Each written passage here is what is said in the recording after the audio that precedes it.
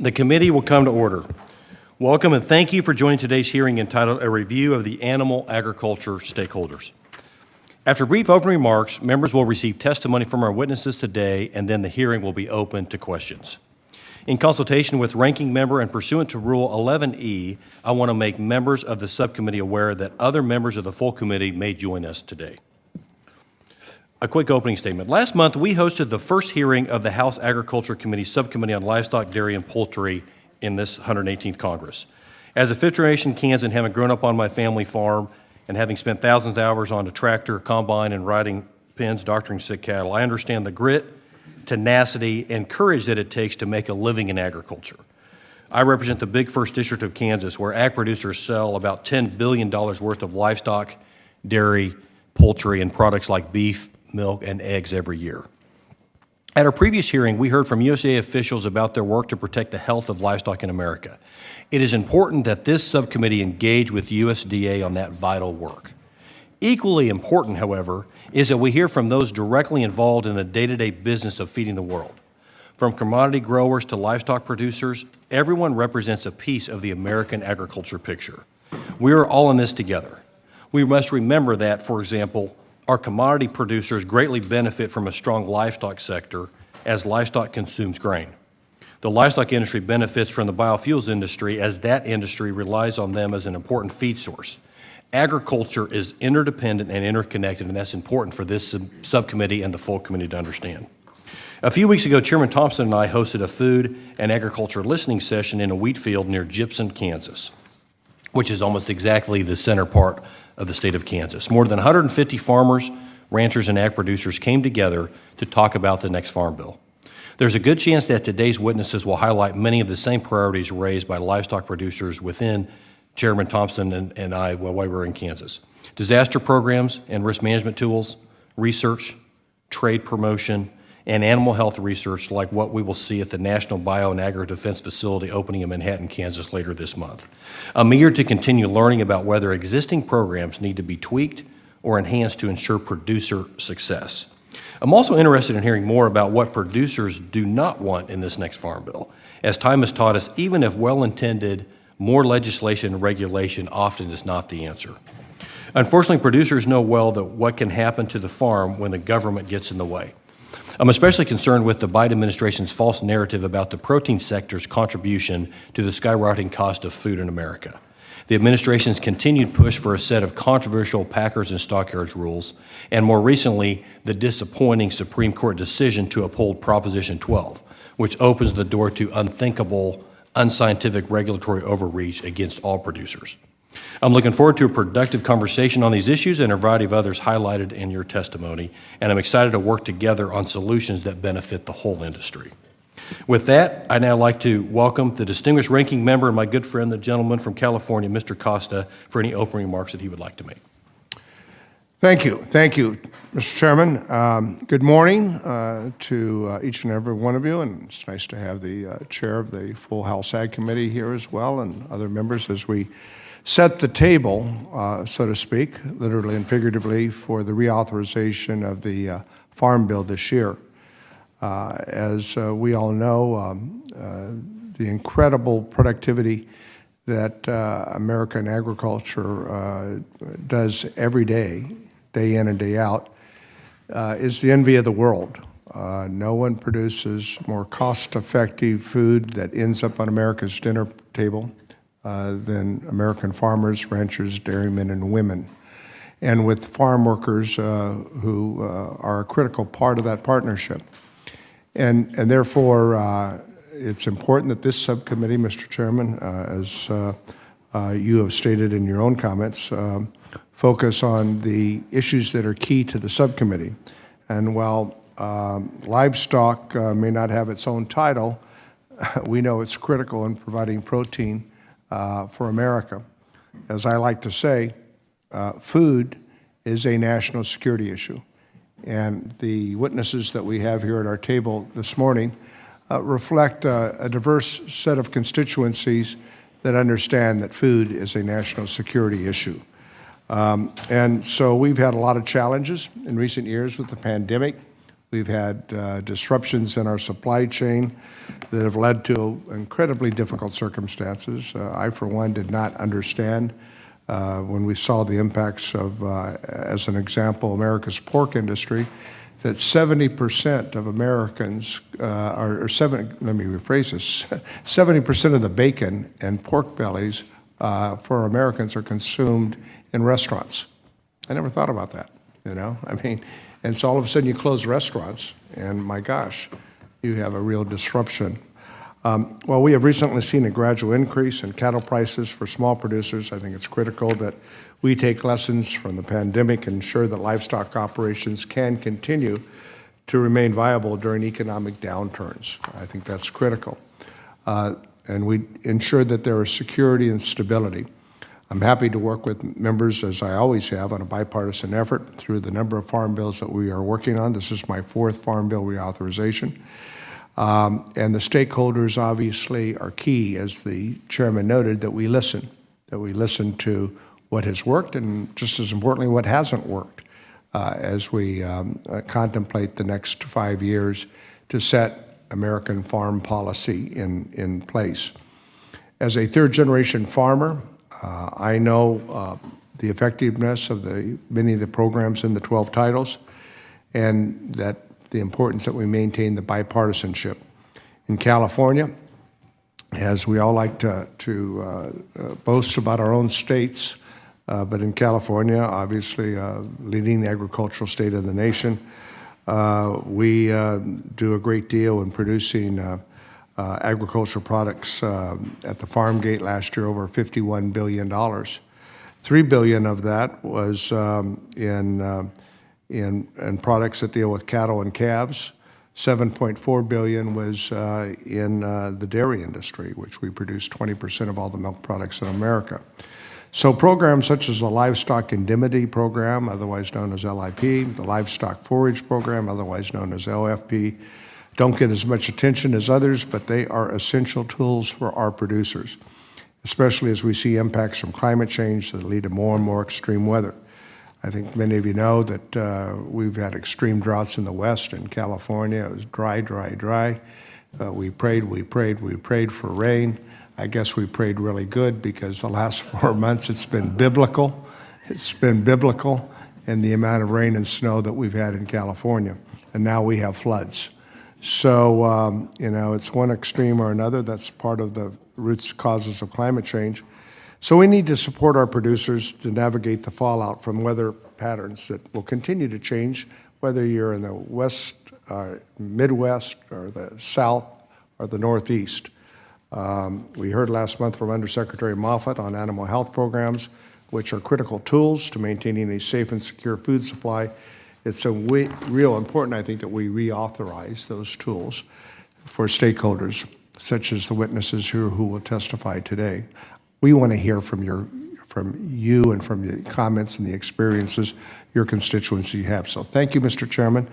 I'm looking forward to the testimony as an essential part of us are putting together the reauthorization of this year's Farm Bill. I yield back. Thank you. I now recognize Chairman Thompson for any opening comments that he would like to make. Well, thank you very much. Good morning, everyone, and thank you to Chairman Mann, Ranking Member Costa for your great leadership and, quite frankly, for convening today's hearing. And more importantly, thank you to our witnesses who have taken time out of your busy schedules, your families, your business, your farms to appear before us today, and I look forward to hearing from each of you.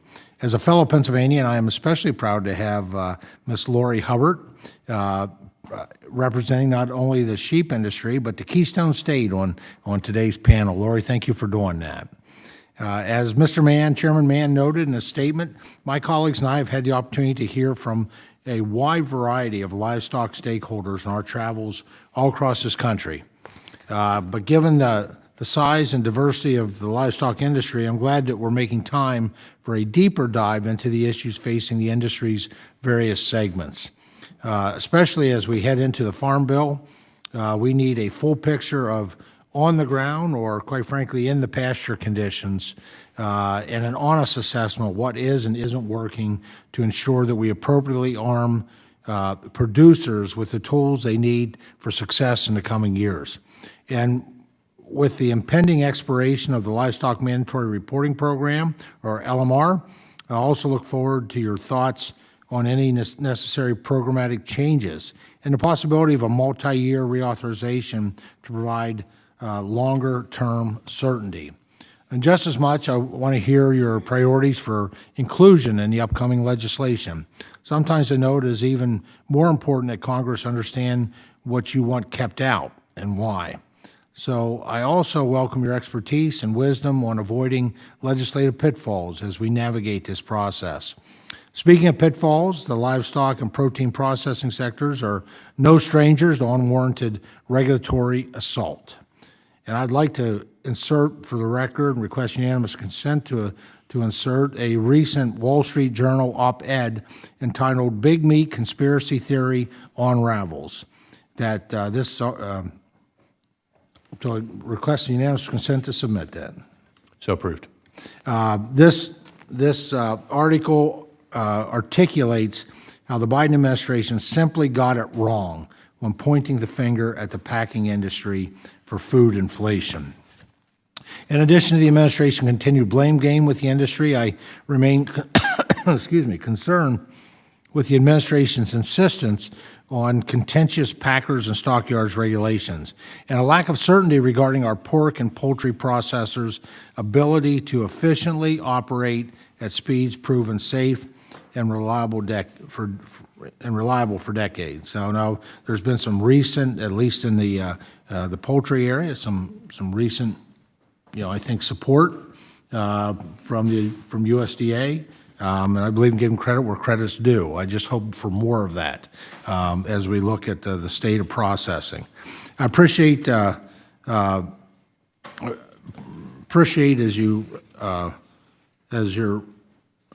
appreciate your partnership. Well, let me see.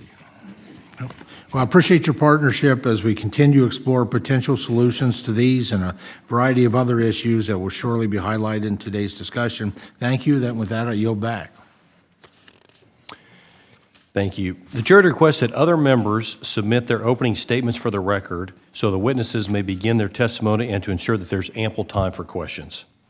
To introduce our first witness today, I'm pleased to yield to our colleague, someone who's no stranger to this subcommittee, the gentleman from South Dakota, Mr. Johnson.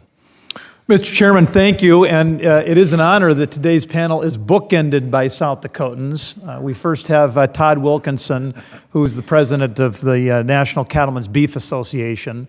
And in a beautiful town out on the South Dakota prairie, De Smet, Todd Wilkinson runs a cow-calf operation, finishing and feeding as well, and he's practiced law for nearly 40 years. And Mr. Chairman, you cannot find a more respected voice in cattle country on these issues than Todd Wilkinson. And then we also have Kelsey Scott from a beautiful town out on the South Dakota prairie of Eagle Butte. She's representing the Intertribal Agriculture Council, but she runs a direct-to-consumer beef operation. She really understands these issues, and she is whip smart and has taught a lot of us a whole lot about her world. It's an honor to have them both here. Thank you. To introduce our second witness today, I'm pleased to yield to our colleague, the gentleman from Missouri, Mr. Alford. Thank you so much, Mr. Chairman. It is an honor to introduce Scott Hayes, the president of the National Pork Producers Council today. Scott is a fifth-generation pork producer from Hannibal, Missouri. He's involved in several state and national organizations as well, serving as a strong advocate for pork producers and the broader agriculture industry. I'm proud to call Scott a friend. We've gotten to know each other quite well over the last couple of weeks especially, and I know his expertise is going to be a great resource as we dive into pressing issues facing the livestock and meat processing industry. Scott, good to have you here, and Chairman, I yield back. I thank the gentleman. Our third witness today is Mr. John Zimmerman, the Vice Chairman of the National Turkey Federation. The next witness is Mr. Brian Burns, the Vice President of the General Counsel for the North American Meat Institute. The fifth witness is Ms. Lori Hubbard, who is the Region 1 Director of the American Sheep Industry Association. And as was mentioned, our sixth and final witness today is Ms. Kelsey Scott, the Director of Programs for the Intertribal Agriculture Council.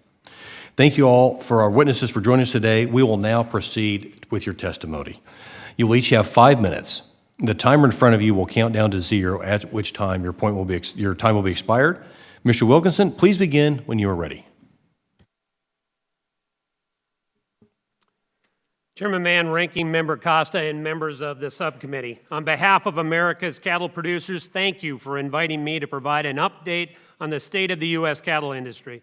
My name is Todd Wilkinson. I currently serve as president of the National Cattlemen's Beef Association, the oldest and largest national trade association representing the U.S. cattle industry. NCBA represents over 25,000 direct members and approximately 178,000 producers through our 44-state affiliate organizations. When I last appeared before this committee in October of 21, my report to Congress was bleak.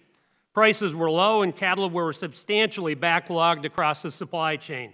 Countless family farmers and ranchers struggled to remain profitable as cattle prices shrugged. Today, I'm pleased to report that the state of the cattle industry has greatly improved. Earlier this month, USDA's Livestock Mandatory Reporting Program showed an average fat cattle price of around $173 per hundredweight. When I was here last in 21, that figure was closer to $122 per hundredweight. I would be remiss if I did not underscore the fact that the entirety of this price movement we are currently seeing has occurred without the enactment of market-altering legislation. Our membership opposes any bills that would restrict their ability to mark cattle in the most profitable and effective manner. We call upon Congress to respect their wishes. While price environment for cattle has drastically improved over the past 2 years, the recovery has been bittersweet. Herd contraction, largely spurred by drought across most of cattle country, has resulted in a year-over-year beef cattle inventory reduction of nearly 4%, the lowest in 61 years. Make no mistake, even amid a recovering cattle market, producers still face a myriad of challenges. And this is by no means a comprehensive list, but I want to address 3 specific areas.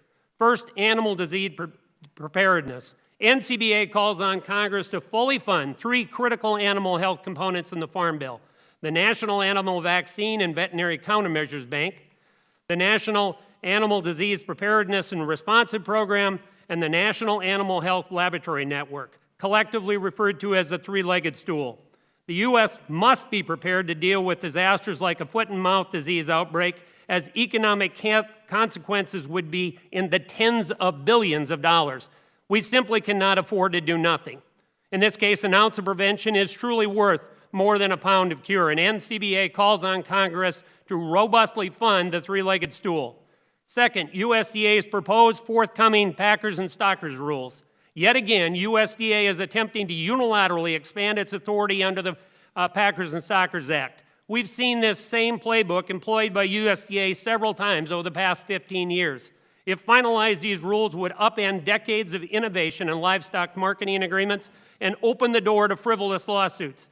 Put simply, the rules empower trial lawyers to impose regulation by litigation. This is precisely why NCBA and the vast majority of livestock and poultry groups have opposed and continue to oppose these misguided regulations. Finally, the beef checkoff. The beef checkoff is one of the most important marketing tools available for today's cattle producers. Unfortunately, it appears some have bought into misinformation about commodity checkoffs and introduced a deceptively titled Opportunities for Fairness in Farming, or OFF Act. Let me be clear. The OFF Act is nothing more than a thinly veiled attempt by radical rights animal activists and their allies to eradicate the most popular and long-standing beef promotion effort in history. Contrary to the claims of the bill's proponents, checkoff dollars are not used to influence public policy or disparage other commodities, period. There are ample safeguards, audits, and accountability protocols, both at USDA and internally, to ensure compliance of the law. Cattle producers overwhelmingly support the beef checkoff, and we urge Congress to continue to do the same. I have highlighted more issues in my written testimony, and I would refer those to you. In closing, Mr. Chairman, many of you have said it before, and I wholeheartedly agree. Food security is national security. Working together, we can ensure the long-term success and the viability of those on the front lines providing critical food security. We owe it to the next generation and the generations beyond to get this right. Thank you, Mr. Chairman, and I will now stand for questions. Thank you. Mr. Hayes, please begin your testimony when you're ready. Chairman Mann, Ranking Member Costa, and members of the subcommittee, my name is Scott Hayes, and I serve as president of the National Pork Producers Council. I'm a fifth-generation producer and owner of 2 Mile Pork in northeast Missouri. The U.S. pork industry serves as a major contributor to both agriculture and the overall U.S. economy. In 2021, U.S. pork producers marketed more than 140 million hogs valued at over $28 billion, while supporting more than 610,000 U.S. jobs and supplying consumers with nutrition products that are raised safely and humanely. To produce those hogs, pork producers used roughly 1.6 billion bushels of corn, the meal from 433 million bushels of soybeans, and purchased more than 1.6 billion in other feed ingredients annually. While the successes in our industry are particularly impressive given the challenges our farmers have faced, today is a tough time in the U.S. pork industry, with producers losing an average of $40 per head on hogs marketed so far in 2023. Current losses are largely due to record high production costs that have increased about 50% from 2020. This is putting a pinch on the pork industry and could drive consolidation at the farm level, as producers may be forced to exit the industry due to this economic reality. On top of this, the Supreme Court released a disappointing decision on California's Prop 12 last week. The implications of that decision will go far beyond the farm. We are committed to ensuring our consumers have food on the table, our pork producers and family farms are strong, and to working with our champions to address the issues this decision raised. With higher costs and fewer choices, every American will be impacted by this decision. We stand behind the rights of farmers and consumers across this country. As Congress drafts the next Farm Bill, it must look to ensure not only consider the needs and economic conditions of today, but provide tools needed for the next 5 years. A growing threat of foreign animal disease, and specifically African swine fever, is a particular concern, and farmers need tools to prevent and rapidly respond to an outbreak should one ever occur. The three-legged stool of animal health that was laid out in the 2018 Farm Bill has set the course for what pork producers need in the upcoming Farm Bill. The outbreak of foreign animal disease would devastate not just hog farmers, but also cattle, sheep, and feed grain producers, and result in the loss of thousands of jobs through disruptions in domestic production and the loss of export markets. Outside of disease concerns and threats, livestock mandatory reporting remains a critical issue, and we cannot allow this vital program to lapse. Market reporting is a meaningful price discovery and critical to pork producers' ability to accurately market their livestock. Declaring mandatory price reporting an essential service and improving transparency and utility of the reported information are critical and needed enhancements. Changes in the way hogs are marketed over the past 3 years have made it necessary to reevaluate our priorities for full authorization. While MPPC believes that we can make meaningful changes to price reporting that would give producers greater transparency in marketing their livestock, we are also concerned about current efforts that would stifle innovation, reduce competition, and introduce significant legal and regulatory uncertainty. For these reasons, MPPC opposes the changes proposed under the Packers and Stockyards Act and asks that USDA work in the industry to find meaningful reforms that provide greater transparency for pork producers. Public policy should also reflect the tremendous value of exports and the benefits that would come from expanding foreign markets for U.S. agricultural products. Comprehensive free trade agreements are vital to the industry's continued success. Additionally, the Market Access Program, Foreign Market Development Program are critical to building commercial export markets for U.S. agriculture. The value of pork exports equals $61 per every hog marketed. MPPC is therefore a strong advocate for increasing funding for these programs through the Farm Bill. In addition to export markets, U.S. pork producers face challenges at home too, including an ongoing labor shortage impacting much of the agricultural sector and threatening the food supply. Despite significant wage increases and competitive benefits, Pork farm employment has declined since 2021. Thank you for the opportunity to speak to you today. I'm happy to answer questions. Thank you. Next, we'll hear from Mr. Zimmerman. Please begin when you are ready. Good morning, Chairman Mann, Ranking Member Costa, members of the subcommittee, and thank you for the opportunity to be here today. My name is John Zimmerman, and I'm a turkey grower from Northfield, Minnesota, where I also grow corn and soybeans. I also serve as the Vice Chairman of the National Turkey Federation, which represents every segment of the turkey industry, from growers like me to processors, breeders, and the allied companies. Last year, the turkey industry raised more than 216 million turkeys and produced 5.2 billion pounds of ready-to-cook turkey meat. We are coming off an especially challenging year, but the industry is determined to stay competitive and meet consumer demand in a crowded protein field. Since the current avian influenza outbreak began in early 2022, there have been 227 cases in commercial turkey flocks, resulting in the loss of 10 million turkeys. Minnesota was hardest hit with over 40% of the national total. NTF appreciates USDA's coordinated response to the outbreak, including the indemnification program that has been an economic lifeline to growers, processors, and rural America. We also deeply appreciate the strong support from Congress. Working together, we have come a long way from the last major outbreak in 2015. Though viral loads in the wild bird population have been much higher this time, and the current strain of the virus is resistant to warm weather, USDA reports far fewer instances of farm-to-farm transmission of the virus.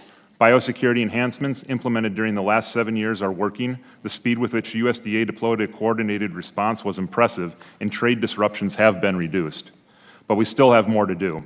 The outbreak has put tremendous strain on USDA's APHIS. The agency has been understaffed for some time and needs at least 150 full-time employees to return to normal strength and ensure we are able to depopulate infected barns as quickly as possible.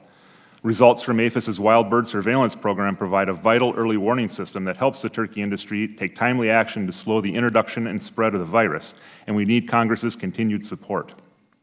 An effective vaccine could be an important tool for eradication, but outdated trade agreements create enormous trade ramifications. NTF has repeatedly stated that we are not seeking to vaccinate commercial poultry if it would severely damage export opportunities for any poultry or egg product. But we must work together to identify potential vaccine and to modernize our trade agreements. No one should be afraid of sound science, scientific research, and open negotiation with our trading partners.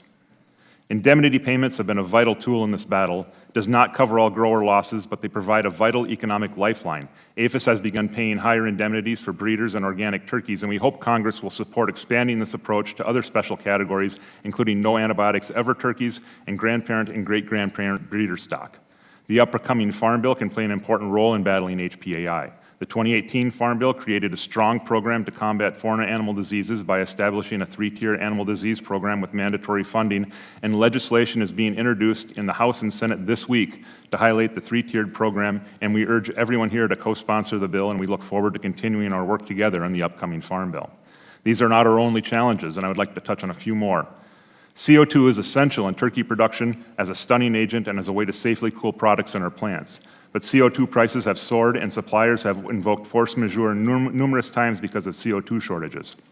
Almost every turkey plant has experienced at least one force majeure, and the industry has lost over 500 days collectively to shortages. Initial disruptions were driven by maintenance at CO2 processing plants, but the looming doubling of the 45Q tax credit for carbon sequestration in the Inflation Reduction Act is sure to exacerbate the problem. The turkey industry's commitment to food safety will always be our top priority, and NTF welcomes the exploration of new approaches to controlling salmonella, so long as the new policies are science and data-driven and likely to improve public health. In April, USDA's FSIS released a proposed rule to declare salmonella an adulterant in a raw chicken product. The agency also is conducting 2 risk assessments related to salmonella in poultry and preparing to draft a new salmonella policy for poultry plants. The risk assessment will provide valuable data, and new policy proposals may lead to advances in food safety regulation, but new regulations should not be proposed before the risk assessments are complete. USDA has also recently issued 2 proposed rules seeking to address what the department says are flaws in the current poultry production contracting process. The first rule dealt with contract transparency, and the second is designed to ensure inclusiveness in the poultry contracting. The first rule lacks a clear understanding of turkey production, and as a turkey grower, I can tell you this proposal does not benefit me or any of my neighbors. The second rule is far too ambiguous, clearly invites litigation, and will make it much more difficult for processors and growers to conduct business. We urge USDA to withdraw the rule. And finally, our industry continues to suffer from a lack of access to workers. Most turkey plants are located in rural, low unemployment areas, and to fully staff our plants, our processors need outside labor, including immigrant labor. Guest worker programs target only seasonal on-farm labor and non-agricultural manufacturing. The turkey industry supports immigration reform that will maximize benefits to the industry and ensure a strong immigration system that meets the needs of the U.S. economy. Once again, thank you for the opportunity to testify today on the state of the U.S. turkey industry and the issues impacting our businesses, and I'd be happy to answer any questions. Thank you. Mr. Burns, please begin when you're ready. Chairman Mann, Ranking Member Costa, and members of the subcommittee, thank you for the opportunity to testify today on behalf of NAMI, the North American Meat Institute. I'm Brian Burns, VP and Associate General Counsel at NAMI. Prior to my time at the Institute, I worked 20 years in the industry, both as legal counsel and head of environment, health, and safety at 2 different meat and poultry packing companies. NAMI is the oldest and largest trade association representing meat and poultry packers, both large and small. More than half of our members have fewer than 100 employees. Make no mistake, our industry is facing headwinds, both due to economic factors and due to recent court decisions, proposed regulations, and laws that will negatively impact our industry and thus the consumers and customers we serve. On the economic front, fed cattle prices are at record highs. Our pork processor members are facing declining wholesale pork prices, and some of our larger members have seen reduced earnings, have been forced to lay off employees, and have closed facilities. These market dynamics have unfolded exactly as 4 member company CEOs testified would happen before the full committee a little over a year ago. And just this week, the Wall Street Journal ran an article on these dynamics entitled "The Big Meat Conspiracy Theory Unravels," and thank you to Chairman Thompson for inserting that into the record today. However, I want to emphasize that the industry is incredibly resilient despite claims to the contrary. Against challenges such as COVID, supply chain disruptions, labor availability, and the impact of drought, beef production set new records for 4 consecutive years from 2019 through 2022. Pork production has seen similar 4-year totals over the same period. The industry faces challenges on the judiciary, legislative, and regulatory fronts. The U.S. Supreme Court recently issued a fragmented decision to uphold California Proposition 12. That decision will trigger similar regulations in Massachusetts under their ballot Initiative 3. It will also embolden anti-animal ag groups to pursue burdensome laws elsewhere, and it will open the door to chaos in interstate commerce through state-by-state trade barriers, not just for meat and poultry products, but for any products not meeting the standards set by another state. Industry needs certainty, but any federal or legislative solution to this requires careful drafting to ensure it's legally sufficient to address the problem, but not vulnerable to legal challenges in court. USDA's recent round of proposed rules under the Packers and Stockyards Act is also a threat, both to packers and producers. The department should withdraw its entire suite of interconnected rules and publish them together, if they're going to publish them at all, with a sufficient comment period to allow stakeholders in Congress to consider the overlapping impact of the intertwined rules. The piecemeal approach that USDA has chosen in promulgating these rules is deliberate regulatory obfuscation. Courts have repeatedly held that the Packers and Stockyards Act, like other antitrust laws, is a competition statute. These laws exist to protect the marketplace and not to address individual grievances that could be decided in state courts. 8 federal circuit courts of appeals have held that a plaintiff must show harm or likely harm to competition to prevail in a case brought under the Packers and Stockyards Act. Yet USDA seeks to circumvent the court decisions and congressional intent and rewrite the Packers and Stockyards Act by regulation as a federal tort claim statute. The administration claims the proposals are needed because the injury to competition standard is an insurmountable bar for plaintiffs, and eliminating it will help rein in the big companies.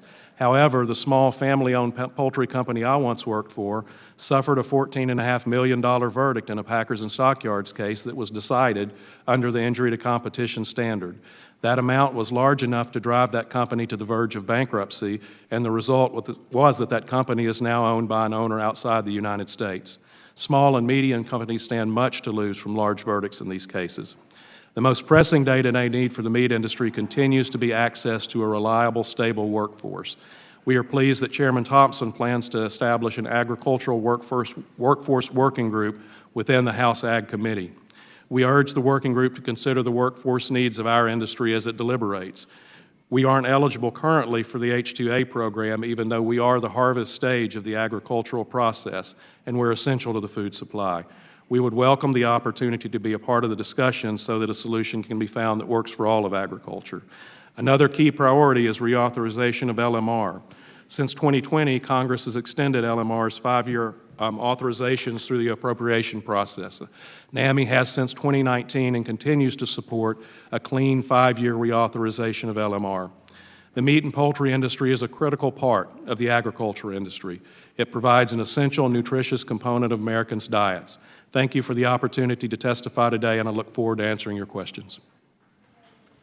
Thank you. Next up, Ms. Hubbard, please begin when you are ready. Chairman Mann, Ranking Member Costa, members of the subcommittee, thank you for the opportunity to speak with you today on the priorities of America's sheep producers. I raise sheep in Pennsylvania and speak today from my experience as a livestock producer, but also as a representative to 100,000 family farms and ranches raising sheep across the country. For the majority of sheep operations, this year continues to be a struggle. The cost of feed and literally every input on our farm is dramatically higher, which stretches our ability to cover our production expenses. I believe we are still working through the disruption caused by the pandemic. As a former director on the board overseeing the American Lamb Checkoff, I share firsthand the critical piece of our market that restaurants, particularly fine dining, represent. This customer all but disappeared in 2020, and sadly, many of those businesses have yet to return. 40% of our lamb went to fine dining before 2020, and today it is possibly only at 25%. We are pressing hard on our promotions at retail grocery as well as direct marketing of American lamb to strengthen demand. Last month, we completed the single largest marketing season of the year for lamb with Easter, Passover, and Ramadan holidays. While demand improved over 2022, it was not back to pre-pandemic levels. The commercial lamb feeding sector has been unprofitable for 13 consecutive months. Some feedlots were empty this winter as operators could not pencil their cost of gain for profit despite the lowest feeder lamb prices in a decade. We are fortunate that 2 lamb slaughter plants began operations in late 2020 and early 21 following the bankruptcy of the second largest processor. These companies promote more competition for our lambs, yet due to their structure, we remain lacking in price reporting. We fully urge the reauthorization of livestock mandatory price reporting and provide suggested changes to enhance the program's effectiveness. The first recommendation is to change or replace the 370/20 confidentiality guideline. The current guideline is not required by statute, and current market prices have a relatively short-term relevance. Additionally, we support congressional administration efforts to expand livestock processing facilities. To my knowledge, neither of our new companies were able to avail themselves to the existing programs. However, I can attest from my part of the world that processing is very tight. Producers often need to book their lamb processing as far as a year in advance. Before leaving the topic of the lamb market, I want to thank you for supporting our American Checkoff programs and let you know that we are here to help you protect the programs in Congress. We have approved our checkoff twice in national referendums by wide margins of both producers and production. Regarding the wool market, unfortunately, we find the same volatility in demand as with lamb. As you can imagine, the demand for wool suits, sports coats, and slacks has dropped dramatically with the remote work of recent years. This created a huge backlog of unsold wool in storage around the world, and our markets reflect that oversupply. The American Sheep Industry Association is the cooperator with USDA Foreign Ag Service and aggressively uses the export programs to market to the world's textile industry. Thank you for your support of the USDA export programs, and we strongly encourage increased funding in the next Farm Bill. I also ask your support to reauthorize the wool marketing loan. The program is designed to kick in when markets fall apart. After nearly a decade of no payments nationwide, when the wool market collapsed in 2020, the program reacted. For some producers, it is the only revenue available for wool this year. I do ask for your full consideration of updating the loan rates of the wool marketing loan program in the Farm Bill. The program was created in 2002 and currently reflects wool prices from 2 decades ago. As related in my written testament, I share 3 final priorities for the Farm Bill.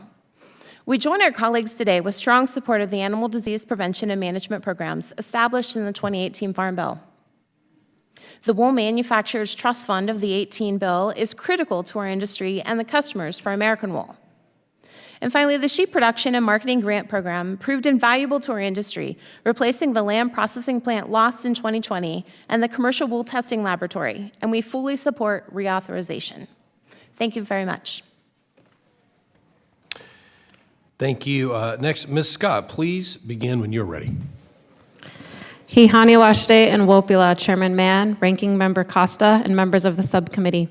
My name is Kelsey Scott, and I am here in two capacities: as a rancher and direct-to-consumer grass-fed beef business owner, and as the Director of Programs for the Intertribal Agriculture Council, an organization that has worked with tribal producers that have family operations much like mine for over 35 years. Home for me is on the Cheyenne River Sioux Indian Reservation located in the Northern Great Plains. Our family operation allows us the privilege to engage with local consumers amidst a USDA-defined food desert. Like many rural family-run operations, we aim to be good stewards of the land and our community. While running a cow-calf operation consists of grueling work accompanied by risk of plenty, it offers fulfillment beyond what many have the chance to ever experience. This way of life, passed on to me by my family, is one that I hope to pass on to my own son. It is this very hope, one that I share with many other livestock operations, that brings me here today. An alarming 89% of agricultural producers nationwide must supplement their operational income with off-farm income in order to survive. While these folks have learned to be profoundly resilient, this Congress has the opportunity to make improvements that will provide a greater chance of viability for these small family livestock operations. To do this, Congress must understand that the set of solutions often proposed by large-scale animal agriculture stakeholder groups is an entirely separate set of solutions than those needed by the small family agricultural operations, a segment of which constitutes many of the historically underserved, including tribal producers, whom I have set out to represent today. I encourage Congress to consider the following solutions tailored to the needs of smaller family operations: enhanced USDA services, and cooperatorship that reimagines farm loans, conservation support, and disaster-responsive programming to better serve family operations. Livestock operations should have the same options as crop growers, including market assistance, price loss support, and on-farm storage facility loans that crop producers have had access to for generations. There should be more realistic values attributed to livestock losses and disaster programs. Solutions must encompass cost-shared risk mitigation and price guarantee tools that are affordable and enhance a family operations management, ensuring that the value received at the farm gate is proportional to the retail price enjoyed later on in the supply chain. Further, unrestricted and quality access to fair credit that models a greater appreciation for family operations as the multi-generational businesses they truly are will be vital to the future of small family-sized farms. A lack of access to credit is exacerbated by the lack of financial investments in the operational infrastructure that otherwise ensures family operations can continue to steward our most important ecosystems. We must urgently address just how powerless family livestock operations are when there is no diversified market opportunities and a lack of transparency in the marketplace. Livestock producers become victims to the demands of homogeneity and uniformity preferences that offer them nominal value but demand tremendous investment, increasing market options and practicing rigorous, unbiased scrutiny of the industry monopolies that currently amass wealth at the expense of our livelihoods and sanity is long overdue. The decentralization of our food system demands scalable food safety regulatory requirements and increased remote meat inspection utilization. Keep in mind, this utilization does demand upfront capital and will require investment to support value-added production and retail market access. Finally, the actions this Congress takes to support smaller family livestock operations will require accountability when it comes to implementation. USDA cooperators will prove vital to informing agency discretion to best serve family operations. These priorities, if addressed, will not only strengthen this country's food security, but they will uplift rural economies by supporting living wages for family operators. I invite Congress to reach out to small family operators like myself to continue to inform how your decisions can enhance or impede our ability to stay in business. And I have faith that together we can build a future where my son enjoys a ranching livelihood, where his take-home pay is no longer best measured in meadowlark songs, sunsets on the prairie, and it'll get better promises. Wopila for the chance to be here to testify today. Thank you all for your important testimony and for joining us this morning. At this time, members will be recognized for questions in order of seniority, alternating between majority and minority members, and in order of arrival for those who joined us after the hearing convened. You'll be recognized for 5 minutes each in order to allow us to get to as many questions as possible. First, I recognize myself for 5 minutes. I'm concerned with the Biden administration's rulemaking under the Packers and Stockyards Act, including their proposed rules on transparency, inclusive competition, and market integrity. USDA has stated that its intent is to clarify that parties do not need to demonstrate harm to competition in order to bring an action under Section 202A and 202B of the Packers and Stockyards Act. These rules, if finalized, would profoundly alter the operation of American protein markets and have devastating impacts on the quality, efficiency, and innovation of America's animal agriculture. Producers would lose the ability to reap the financial rewards of their superior performance and product, and customers would be saddled with higher cost for lower quality goods. These rules are an egregious example of regulatory overreach that will harm producers and consumers alike. First question for you, Mr. Burns. And I know you talked about this a little bit in your testimony, but if finalized, what effect do you think these rules will have on the quality of animal protein available to consumers? You talked about the financial impact, but what do you see so far as the quality impact for producers and also consumers? Thank you, Chairman Mann, for the question, and we certainly agree with all of the statements you made within the question. I think the impact both on quality would be significant and on the price that consumers pay would be significant. Adding cost to the industry will result in higher food cost, and we're trying to recover from a period of historic food inflation, so adding transactional cost to the industry at this time would be a mistake for American consumers. And quality will suffer. If the industry cannot reward producers of the highest quality or niche or specialized products, there will be no economic incentive for producers to produce those products for us to be able to supply to our customers and consumers. Yep, thank you. Next question will be for you, Mr. Wilkinson. In January 19, 2023, USDA APHIS proposed a rule that would require electronic ID or EID tags for purposes of animal disease traceability and as a requisite for official interstate movement of certain cattle and bison. While I understand the goals here would obviously come at an added cost for producers in my district and across the country. In the past, APHIS has provided free EID tags and financial assistance for related infrastructure to comply with the regulation. Mr. Wilkinson, do you believe Congress should bolster USDA animal traceability efforts to further promote ongoing disease prevention, including mitigating the cost to producers and other entities like sale barns for compliance with the EID rule? Mr. Chairman, I believe if Congress doesn't proceed in that fashion, we're exposing the American beef herd to greater and greater risk. All we have to do is look to poultry and pork and see the risk that they are facing and what's offshore. The foot and mouth disease has spread across literally 70% of the cattle area in the world, and unless we have an effective system of tracing potential outbreaks, we run a serious risk of exposing our beef herd to disastrous consequences. America's cattle producers would welcome the ability of having assistance on the tagging, but the mood shift over the last 15 years in our industry has been remarkable. We have seen cattle producers say, absolutely no way am I going to tag my cattle, to, yes, I understand the importance of protecting the herd. The ability to do that is going to come through an electronic means. And not only do we think that it needs to get into the breeding herd, we feel on a goal it needs to get into all of the cattle sector. And that's not going to come without cost to the producers. They're willing to shoulder the burden of a lot of that, but we need some assistance. But yes, Mr. Chairman, it's critically important.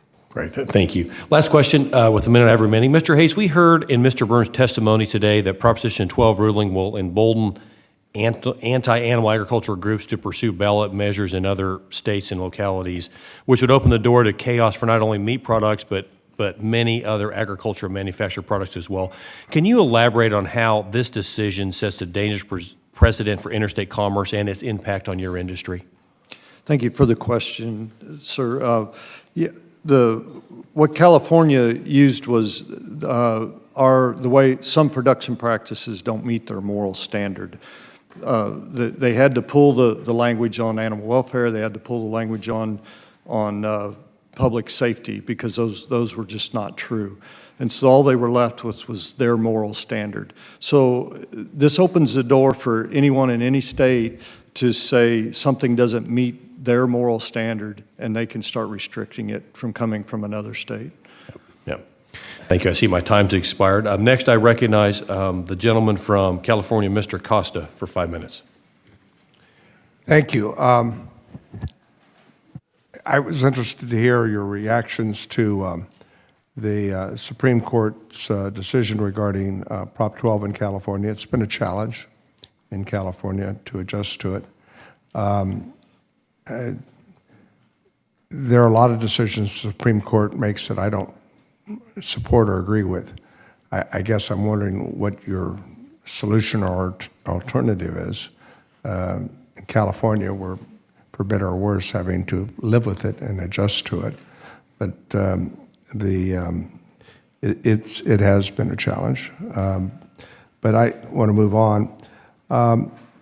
Mr. Burns, over the past 6 months or so, supply chain issues have improved, but what lessons have the meat packers taken from supply chain crisis that, I don't assume that we're over with pandemics. I think that this is something we need to be better prepared for in the future.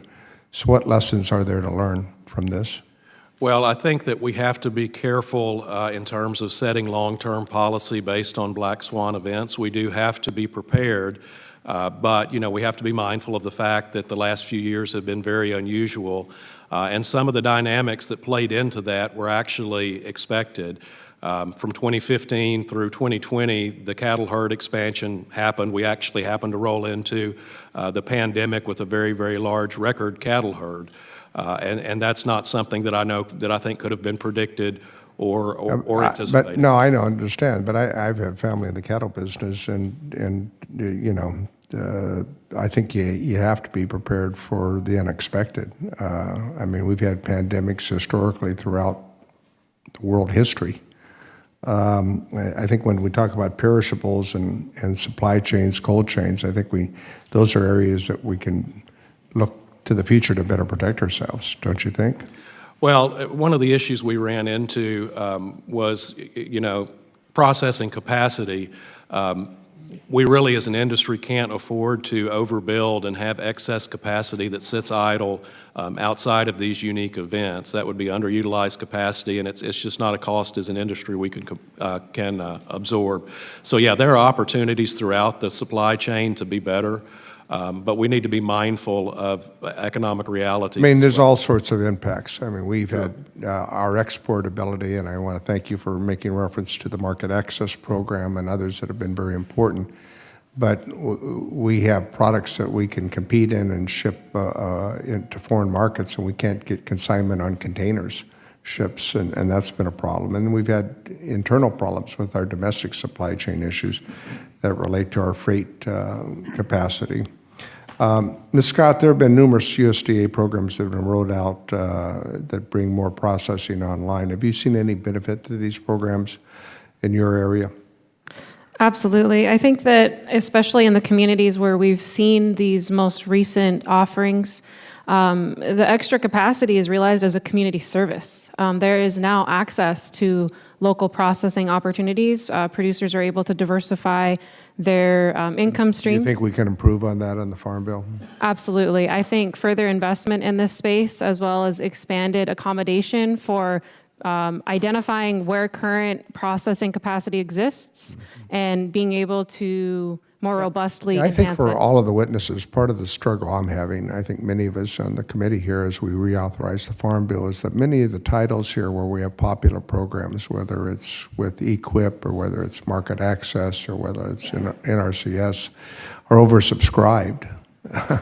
And how we, our producers around the country are utilizing them, how we look in the Farm Bill to provide opportunities for those successes to continue.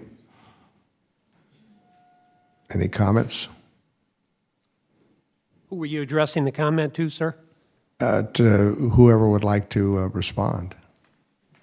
Well, the utilization of EQIP and other programs that you just mentioned are critical to the Yeah, cattle the industry. problem is they're oversubscribed, and so how do we deal with that in the Farm Bill? Well, I guess that would depend upon the definition of oversubscribed. They're popular. A lot of people want to utilize them. Well, sometimes having a popular product is a good thing. And No, I know. So how do you create more opportunities? well, I think as long as you offer a reasonable rate of return on a voluntary basis for that producer to participate, let's go with the programs. Yeah, well, I'm just figuring how we create more opportunities. My time's expired. I was very interested in talking about the comments you made on the sea chain on tagging. Having been from the dairy industry, obviously we identify our cattle all the time, but I think it's important that we continue to work on this. Thank you.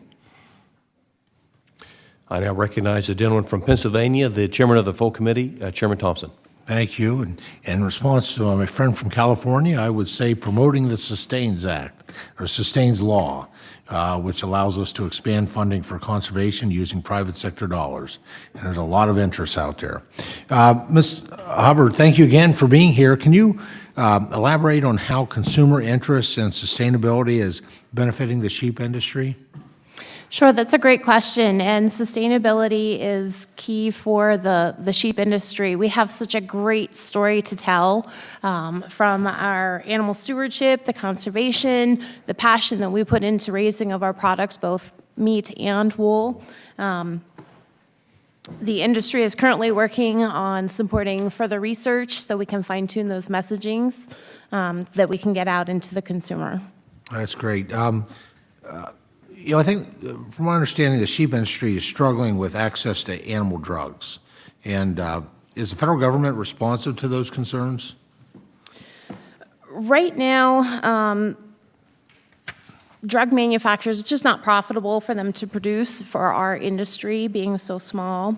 There's a lack of access to products used by our competitors, all the imported lamb coming in, and it really puts our industry at a significant disadvantage. We are asking the committee to mandate a study on barriers of minor use animal drugs to work toward bioequivalent approval through USDA. Very good. Well, thank you. Mr. Wilkinson, as you pointed out in your written testimony, livestock mandatory reporting, or LMR, is a critical tool for cattle producers. But as you also know, in the wake of the pandemic, there was a variety of obstacles and competing legislative priorities that thus far prevented a formal multi-year LMR reauthorization by Congress. In your opinion, have the concerns surrounding those obstacles been addressed, and is it now time to return focus to a longer-term extension effort to provide more certainty to producers? Mr. Chairman, absolutely. This is way past overdue. I know that there's been a lot of bills undertaken by Congress and a lot of discussion, but a full reauthorization of LMR is critical. Any other witnesses wish to weigh in on that?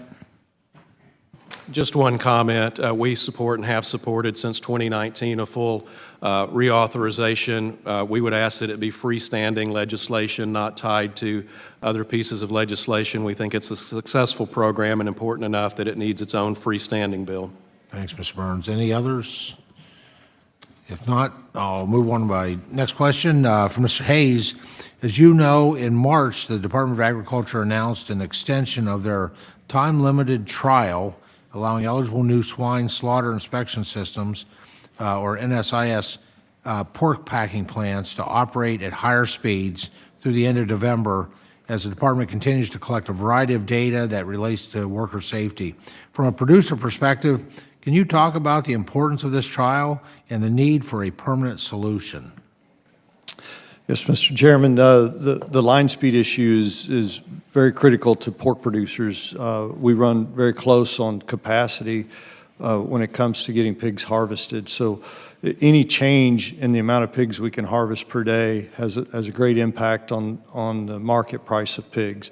We don't have a real long shelf life. When a pig's ready to be marketed, it needs to move.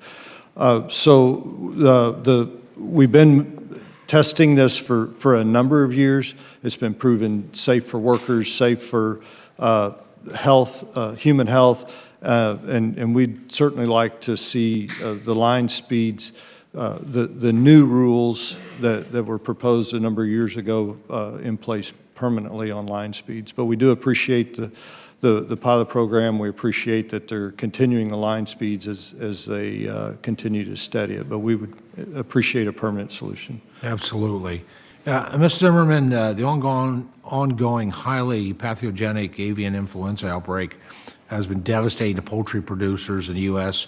More than 58 million birds affected, ducks, turkeys, poultry, across 47 states, including Pennsylvania, all three of those types of birds. Can you walk us through how your organization has been working with USDA to address the outbreaks, educate producers and consumers, and enact protocols that will help prevent spread in future outbreaks? Thank you. As I said in my testimony, compared to the 2015 outbreak, we're doing much better, and we've had a lot of great lessons I've learned. The virus this time has has had some changes. It's more heat resistant. The wild bird population has a much higher viral load, but you can see there's much less farm-to-farm spread. And that's definitely because our increase in biosecurity. And our state and national organizations, along with APHIS and USDA, have been great in educating both the producers and the processors on how best we can manage our biosecurity practices to limit that farm-to-farm spread. So I think we've come a long way in eliminating that spread. You know, we have to look at other options in the future, and that's why we are, open to talking about vaccines and other things such as that. Very good. Thank you, Mr. Chairman. My time has expired. Thank you. I now recognize the gentleman from Colorado for 5 minutes. Thank you, and thank you to you, Chairman Mann and Ranking Member Costa, for hosting our hearing this morning, and to all of our panelists. Thank you so much for taking the time to provide your testimony today.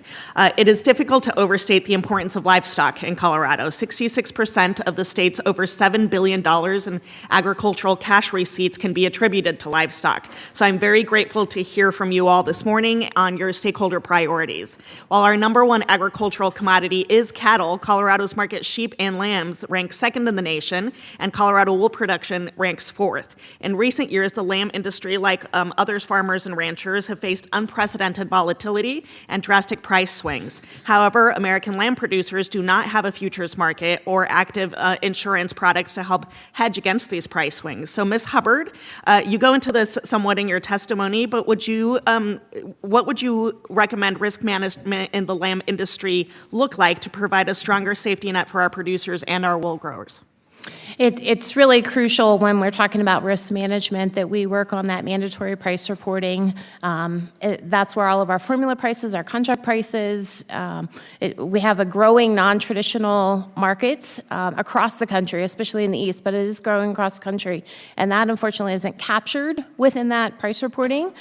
So we're at a huge disadvantage there, not being able to capture those numbers. And as I did mention in my verbal testimony, we really need some significant changes to that confidentiality, the 370-20 rule. So that would help us significantly. Thank you, Ms. Hubbard. Even though we've had a very good winter in terms of snowpack in Colorado, drought continues to be a significant issue in the West. So for Mr. Scott and Mr. Wilkinson, you touched on disaster assistance in your testimonies. How would you recommend we improve our existing programs to ensure that our livestock producers, especially small producers, are getting timely, adequate assistance with extreme weather events such as drought?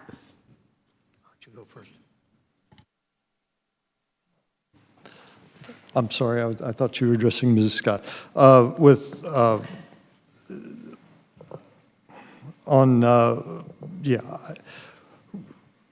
In the pig industry, drought affects obviously the feed grain production, and so we did have some drought issues this winter, but hopefully we have a better growing season this summer. So that we rely on our grain producing partners for that, not so much for forage crop production. So I'll give back my time. Yeah, and I'm sorry, I apologize. I said Scott rather than Hayes. Mr. Wilkinson, any thoughts? Yes. Thank you for the question, because it is critical, and both on the forage side and on the grazing side, and the total amount of rainfall, and having those programs there have really benefited cattle producers in the past 4 or 5 years. And I've got to give hats off to Congress, because there's some programs that you put in place for cattle producers that have really been helpful. And continuing those programs and adequately funding those programs, our livestock risk protection program is critical. So thank you. We don't get to say thank you a lot, and in this case, from America's cattle producers, please continue that program. That is always great to hear. Switching topics again, for Mr. Burns this time, your testimony touches on how member companies contribute to educational opportunities, affordable housing, and childcare within rural communities in which they operate. I know that is a big part of what one of our producers in Greeley does. How can we better leverage private company investments in order to support, develop, and invest in our rural communities? Well, thank you for the comment on that. What we are seeking is more public-private partnerships on that. Our companies have made significant private investment. They care about the rural communities in which they operate, and most of our companies' plants are in rural communities. So perhaps the Farm Bill is an opportunity to look at increased funding to develop those educational opportunities, clinics, health clinics, anything that can improve the quality of life in our rural communities. We would certainly be in favor of more funding for. Those are things that are very much appreciated in rural communities like the ones that I represent, and so definitely interested in working on that. With that, I yield back my time. Thank you. I now recognize the gentleman from Tennessee for 5 minutes. Thank you, Chairman. In just over 3 years, President Biden's Environmental Protection Agency has released a slew of overly burdensome regulations that disproportionately impact rural communities and our nation's producers. For example, we've seen yet another expansive WOTUS rule, a proposed emission reporting requirement for on-farm animal waste, crippling national gas power plant emission standards that will further increase farm and ranch input costs, and increased oversight over thousands of animal feeding operations in the Chesapeake Bay watershed, setting a dangerous national precedent. Mr. Wilkerson, or any witness interested in weighing in, can you speak to the detrimental effects these type of onerous rules have on livestock producers and how uncertainty and compliance costs trickle down to the American consumer? Yes, thank you for the question. You know, the WOTUS field and the whole EPA approach on this has been troubling for America's ranchers and farmers. We go from the Obama administration with a series of rules to the Trump administration with a series of rules to the Biden administration with a series of rules. And unfortunately, America's producer is left out there trying to figure out which way to go. And we can't be dealing with these constantly changing rules from the EPA. That we feel like we're being attacked. And to try and make our operations go forward, we need one set of rules. You can't keep changing the rules. It's like playing a football game and tying your hand behind your back. So we need to move forward with one set of rules, and we ask that Congress consistently apply the rules and don't give us a mixed signal constantly. Yeah, well, certainly that would be helpful. Any other witnesses like to comment on this? Just a brief comment. We support everything Mr. Wilkinson says with regard to the WOTUS rule and the uncertainty that has existed on that front. And we, too, have felt somewhat under attack by EPA. They are currently engaged in a process to revise effluent limitation guidelines for meat and poultry processing facilities that are going to impose tremendous cost on those facilities that we don't think the agency has factored in. That's a big concern, and the recent change to the National Drinking Water Standard involving PFAS chemicals, we believe can have unintended consequences in terms of other agencies that tie their regulations to the National Drinking Water Standards. We don't believe that EPA has adequately sought input from those other agencies or has adequately sought input from industry. And finally, I'll mention we now have a second environmental agency, and that the SEC issued climate guidelines that imposed all sorts of environmental requirements, too deep to go into today, but we would suggest that the SEC stay in its lane and not try to become a second environmental protection agency and withdraw those rules. Yeah, well, I appreciate your thoughts. Anyone else like to comment? Yeah, the pig industry is proud of our record on climate and sustainability and the environment. And we'd just like for Congress to recognize that manure from a pig farm is a very valuable resource. It's not a waste. And we apply it that way, especially with the prices of fertilizer today. Pig farmers rely on that storage of manure to fertilize the next crop, and we use it very judiciously. And we don't need rules that restrict our ability to use it properly. Anyone else? Thank you for the question. I'd like to share that, just an underscore of the fact that we're not only meat protein producers for the country, but landscape stewards. A lot of times when regulatory enactment takes place, there isn't also the offering of opportunity to be able to update our resources such as infrastructure on family operations to be able to accommodate. One of the things that I'm really excited and hopeful for is the diversification of how conservation efforts are able to reach our producers through cooperatorship and through identifying more flexible, regionally adaptive conservation efforts to support our family operators. Okay. That's it. All right, well, I hope the administration, the EPA, is listening to your important thoughts, and I yield back. I now recognize the gentleman from North Carolina for 5 minutes. Thank you so much, Mr. Chair, and to the ranking member. Thanks for bringing us together today, and to all the witnesses who are here. Good morning, and thank you for all that you do in particular to help us not only feed and clothe Eastern North Carolinians, but Americans. I'm proud to support bipartisan common sense priorities for stakeholders here today, including the Beagle Brigade, as well as the combating illicit xylazine. Eastern North Carolina producers desperately need farm labor in terms of the workforce. And as I think, given the ongoing population loss in particular in the Eastern North Carolina and often many rural parts of America, and yet the growing workforce needs, I'm just curious to hear from any of the witnesses today on your thoughts on how we can update an outdated H-2A program, in particular to ensure that our producers have a steady labor supply. Well, thank you for the question. We've been struggling with this issue for quite a number of years, but we need a visa program that recognizes that our meat processing plants are year-round operations.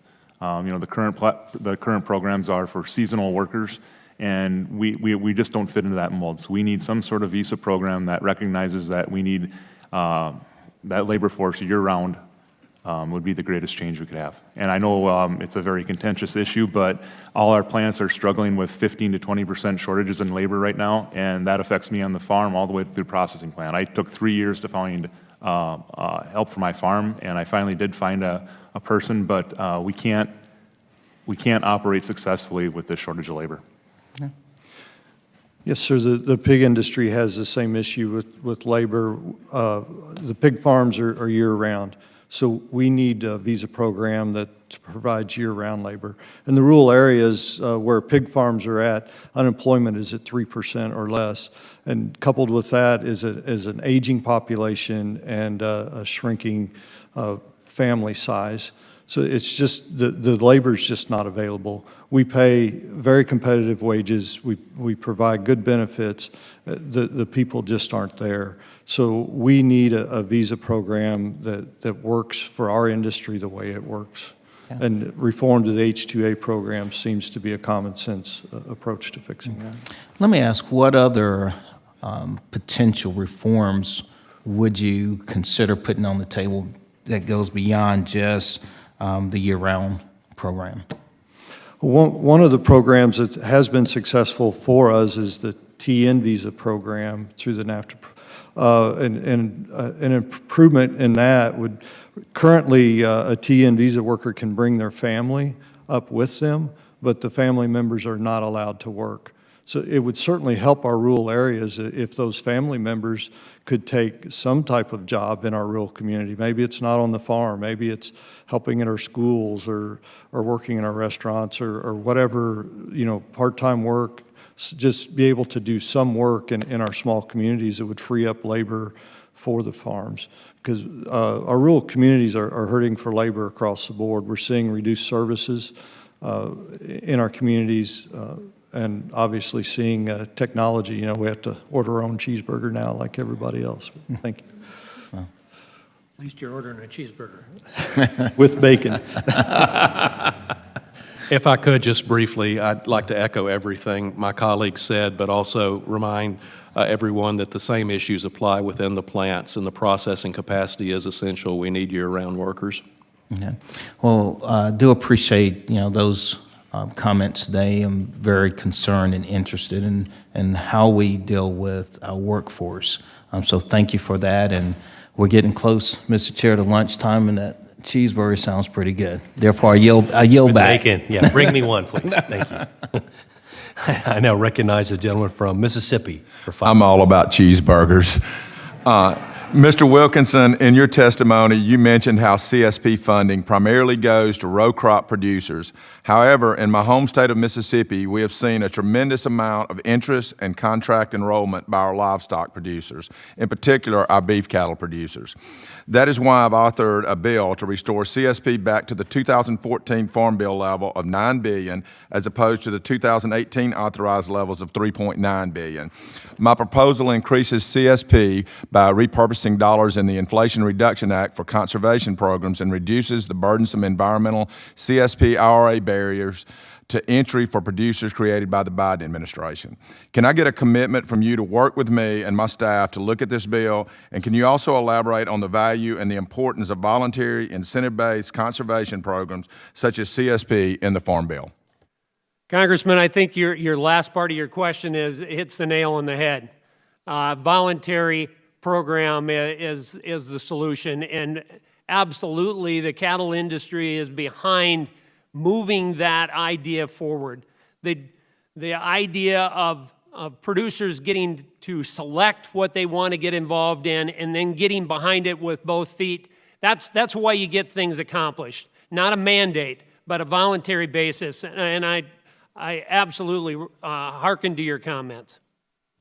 Thank you, Mr. Wilkinson. To any of our producer witnesses, the Inflation Reduction Act authorized $8 billion for EQIP.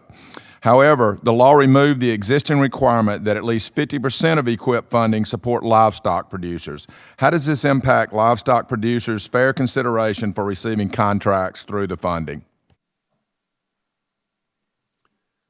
Well, I'll take that first. I believe in the 2018 there was a direct set aside for a portion of that funding, and that was removed, and we believe that needs to be restored so that there is a direct allocation to at least the beef industry.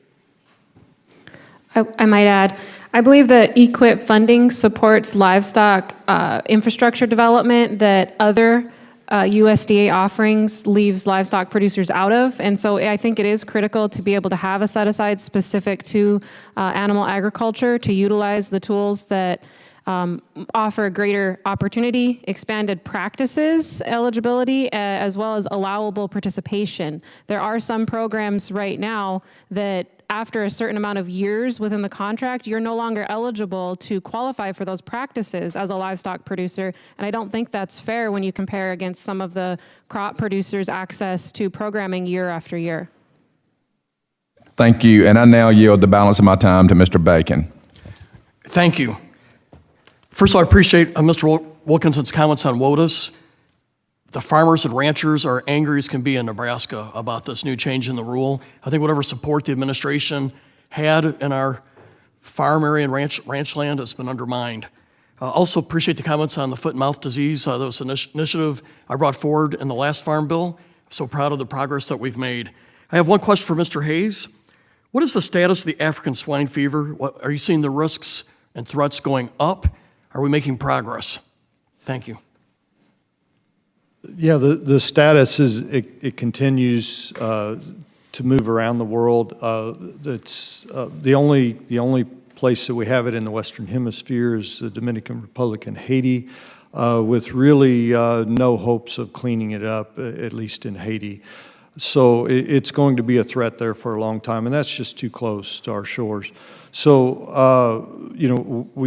our first priority is prevention, and we've made some great strides in prevention, closing some loopholes. I think you have the Healthy Dog Act ahead of you. That was one of the glaring loopholes that we had no idea about until we got to studying the problems.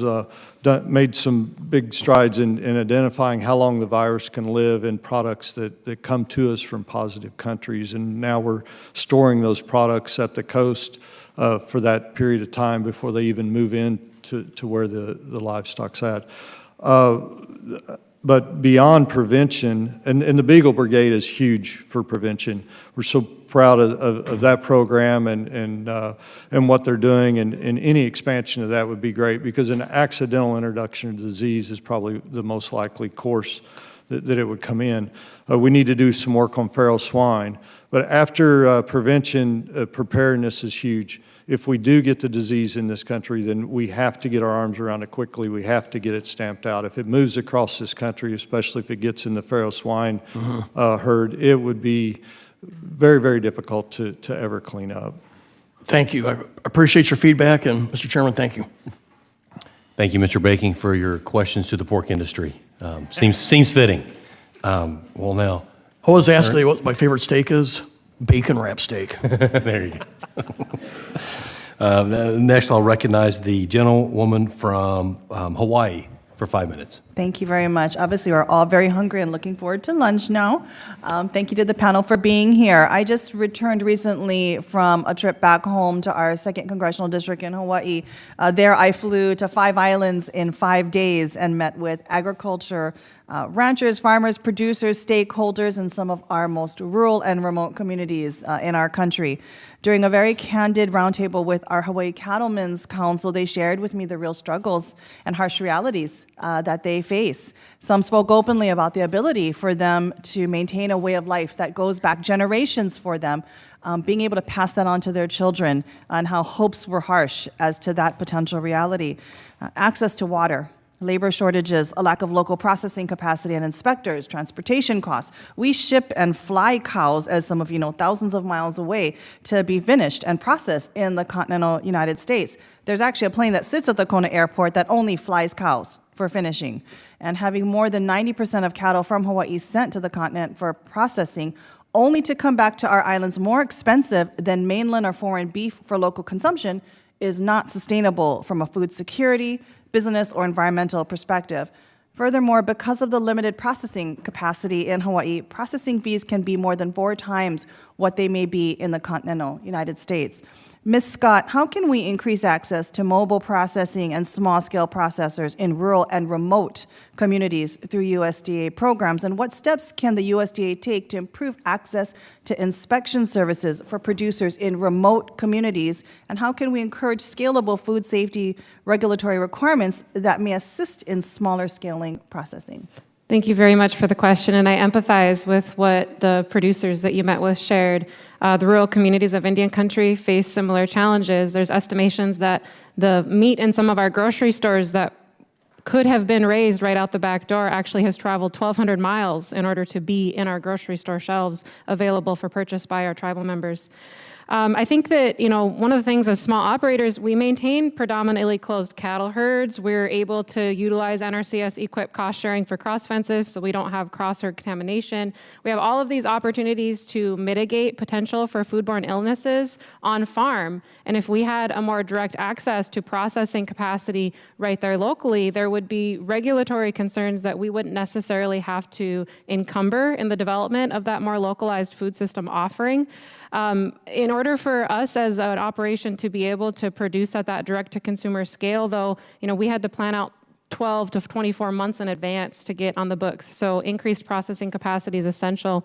There's also the need for improved infrastructure to be able to enter in and diversify. And it takes upfront capital. We were investing our off-farm income into the standing up of this food business. And there was generally lack of guidance or support in the form of technical assistance that could be extended to us. So I think if we can really, as a group, identify support to all of those buckets, it makes it that much more viable for us to diversify in enterprise development and provide that community service of feeding our communities. Thank you, and I would absolutely agree with you. Infrastructure lacking, I think just the upfront capital, so hard for many of our smaller producers to really come up with, and technical assistance in ways that people can understand. Even broadband access sometimes is hard for people to get in remote areas, is really important. Ms. Scott, I also want to just take a look at some of your testimony that you provided, talking about USDA disaster assistance and how it can be more responsive.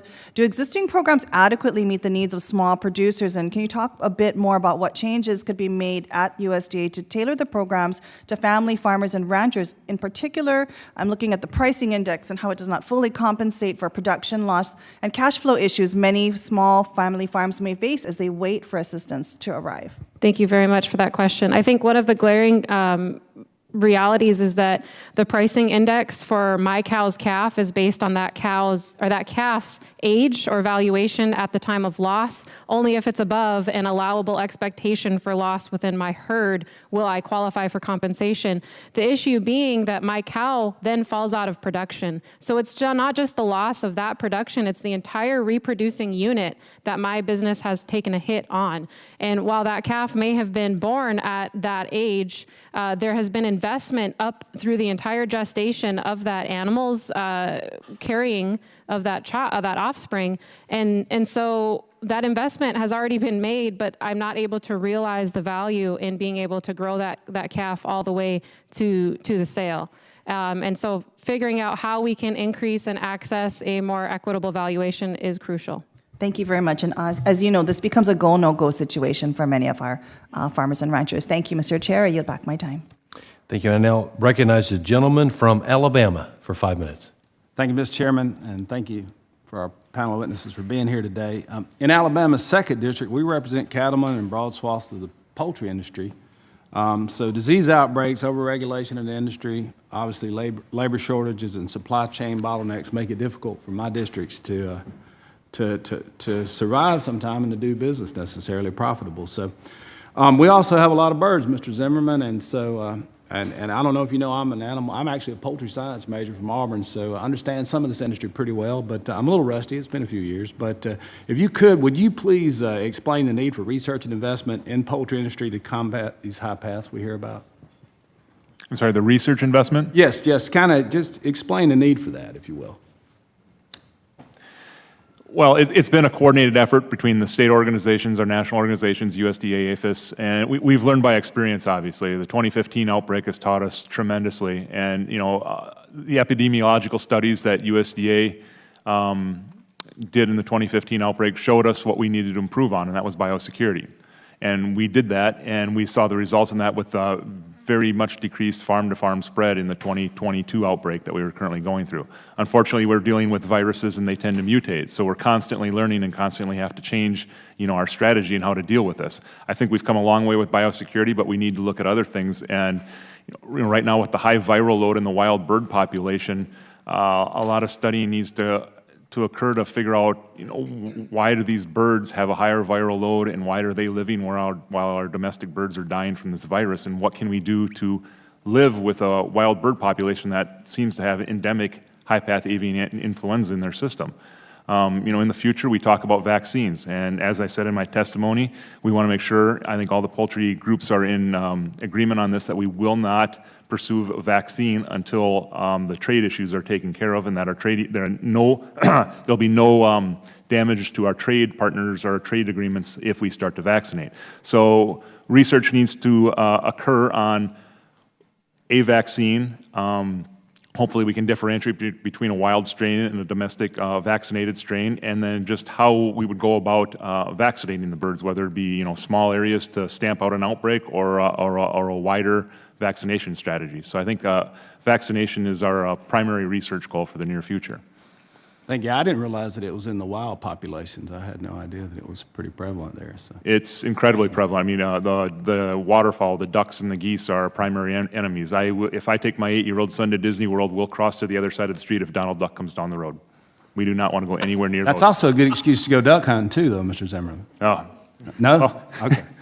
So I'm going to change gears a little bit, and Mr. Wilkerson and Mr. Hayes and Mr. Zimmerman, I'm going to kind of ask you guys to address this. Could y'all describe how the USDA's proposed Packers and stockyard rules will impact your members? And what, if any, role do you think Congress needs to play in that? Mr. Wilkerson? Thank you, and I'm glad you brought it up. The change, the proposed change to the harm to competition is really frustrating to a cattle producer, because you work all your life to improve your cattle herd to make yours a little bit better. That's what you're trying to work for. And now suddenly, because I'm getting a deal from Packer A that recognizes my improved genetics, we're going to have my neighbor be able to sue that Packer. It's going to totally defeat the increase in the market, and we're going to go back to commodity cattle. We're going to be back to the 70s. Let's not go back to the 70s. Mr. Hayes? We have some serious concerns about lawsuits. The door this opens to just a number of lawsuits, which would increase our production costs. And also, we believe that the system in place today with the GOD and USDA provides the protection that producers need. We don't think we need another police force that looking over our shoulders that's out looking for violations. Mr. Zimmerman, got 38 seconds. We have serious concerns about the rules. Number one, it appears that USDA does not differentiate between different species of poultry, and the turkey industry is vastly different than the chicken industry. We have many different styles of contracts in the turkey industry. We have no idea. Many of our processors are cooperatives, grower-owned cooperatives, and we don't understand how this rule would affect a grower cooperative. And the second part of the rule dealing with inclusivity, it's so vague that we're not really sure who a market disadvantaged individual would be. I'm not sure. I'm a small grower. Am I a market disadvantaged individual? We just don't know. So it just seems like a fertile ground for trial lawyers to set up and sue people. Got you. Thank you for your time, Mr. Chairman. I'll yield back. Thank you. I now recognize the gentleman from Florida for 5 minutes. Thank you, Mr. Chairman. Proud to represent Central Florida, home to the largest cattle herd in the nation. Look it up if you want to double check on that. We do cow-calf operations throughout the region. Not only do we have cattle country, but citrus, blueberries, strawberries, and more. And proud that we preserve millions of acres for ranching, hunting leases, and environmental leases throughout the region, even as we were experiencing a lot of high growth. Mr. Wilkerson, Florida cattlemen have asked about more regional beef processors, and some finally are on their way. What do you think the proper balance is for competition between large and regional beef processors so that we can have access for the whole country? Yeah, and first of all, hats off to the Florida cattlemen. It's a great bunch of people down there, and they're doing a wonderful job with production down there. The level, I don't know if there's a magic number one way or another, but I will tell you, greater regional competition gives us more competition in the market, and that's always a good thing. The concern we have is, are they going to have the staying capacity when the market conditions turn? And that's got to be part of the equation. So the cattle industry is all for greater regional competition because that means money in our pocket. Thank you. And how critical is this upcoming farm bill to the long-term prosperity of ranchers and of consumers? Well, it is critical. You know, ranchers, and I'm not going to disparage the row crop operators, but ranchers don't look for subsidies. We want to operate without a great deal of regulation, and where we need protection, in particular, is in that animal disease arena, and we need Congress to adequately fund that three-legged stool to make sure that we can reduce the risk to our producers. So the vaccine bank is a critical part through the Farm Bill to make sure to fight off future diseases. Absolutely. Mr. Burns, would you say that the SNAP program is a key market for our meat producers? Absolutely. I believe that all of the government programs are important markets for our producers. Do you think there's any way we can improve access for local ranchers and other beef producers to be able to participate in SNAP within their states? We're happy to work with our producer partners. They may have ideas on that as well, but we stand ready to work with them on anything that improves access. We've seen a limit on immigration because of COVID over the last couple of years and the farm workforce program. I realize that poultry and beef and others don't use as much farm workers as row crops, but has that been a source of barriers? Has that been a problem for our meat producers, a lack of labor?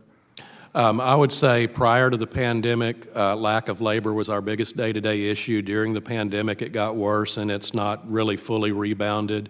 Access to stable, reliable workforce is our biggest issue, and one of the biggest problems is the current H-2A program and the seasonality aspect of it when we are the harvest stage of an agricultural process and we run year-round. So that program definitely needs to be expanded, and we would be happy to work with you to find solutions that address all of agriculture.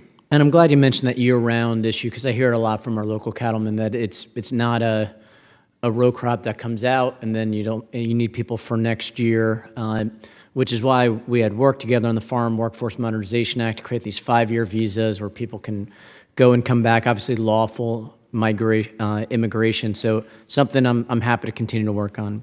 And Ms. Scott, in past farm bills, were there any gaps in what tribal producers were able to benefit from and ways we might be able to improve on this farm bill to increase agriculture in tribal country?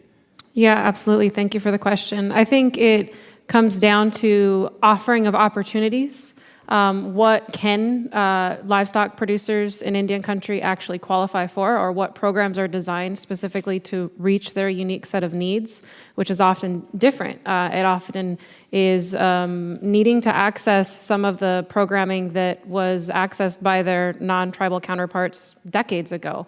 But that programming has since come and gone. And so more locality and being able to diversify the offerings as it relates to conservation and other rural development support investment would be really helpful. In addition, continued enhanced quality of service and understanding of how to speak to some of the tribal specific needs. And I think that cooperators and local expertise within those county offices that represents the folks we're trying to serve in Indian country is really meaningful to that end. Thanks, my time's expired. Thank you. I now recognize the gentleman from Iowa for 5 minutes. Thank you, Chairman Mann. Thank you for holding this hearing. I want to thank each of our witnesses. It was incredible to hear and read your testimonies. I am from one of the largest ag districts in the country, and I got hit severely with really Prop 12, and this is what I want to talk about. The Prop 12 ruling, I would say it was a poor opinion, in my opinion, simply my opinion, allowing a single state to impose rules on the rest of America. Obviously, for my state and for my district, it imposes rules on the #1 hog-producing area in the country and along with the #1 egg-producing district in the country. This, to me, is a direct attack on our producers. I want to be very clear. Our producers treat our animals very well. They really do. I watch it every day. My in-laws are part of a livestock industry, and we take care of our animals. So this rule really, to me, is very counterintuitive. The ruling, to me, opens the floodgates for a lot more laws coming down the pipe. I mean, what's next? What does New York want to do? What does Illinois want to do? All of a sudden, you have these different rulings from different states, and now all of a sudden, the producers, the breadbasket to the world, got to follow each and every state. So my question, Mr. Hayes, how do you look at this as we move forward with Prop 12, and do you have concerns about what the future could look like and the uncertainty for our producers, especially when it comes to the unknown? I mean, we really don't know what's unknown out there. Yeah, we have a lot of concerns about the unknowns of implications of Proposition 12. Right now we're trying to protect consumers in California. We're trying to ensure that they have product, even though it's going to cost them a lot more for the same product. And we're trying to protect producers' freedom to operate. But we do have concerns moving forward. Like I say, these rules it's not about the pork industry. It's about everyone who produces something.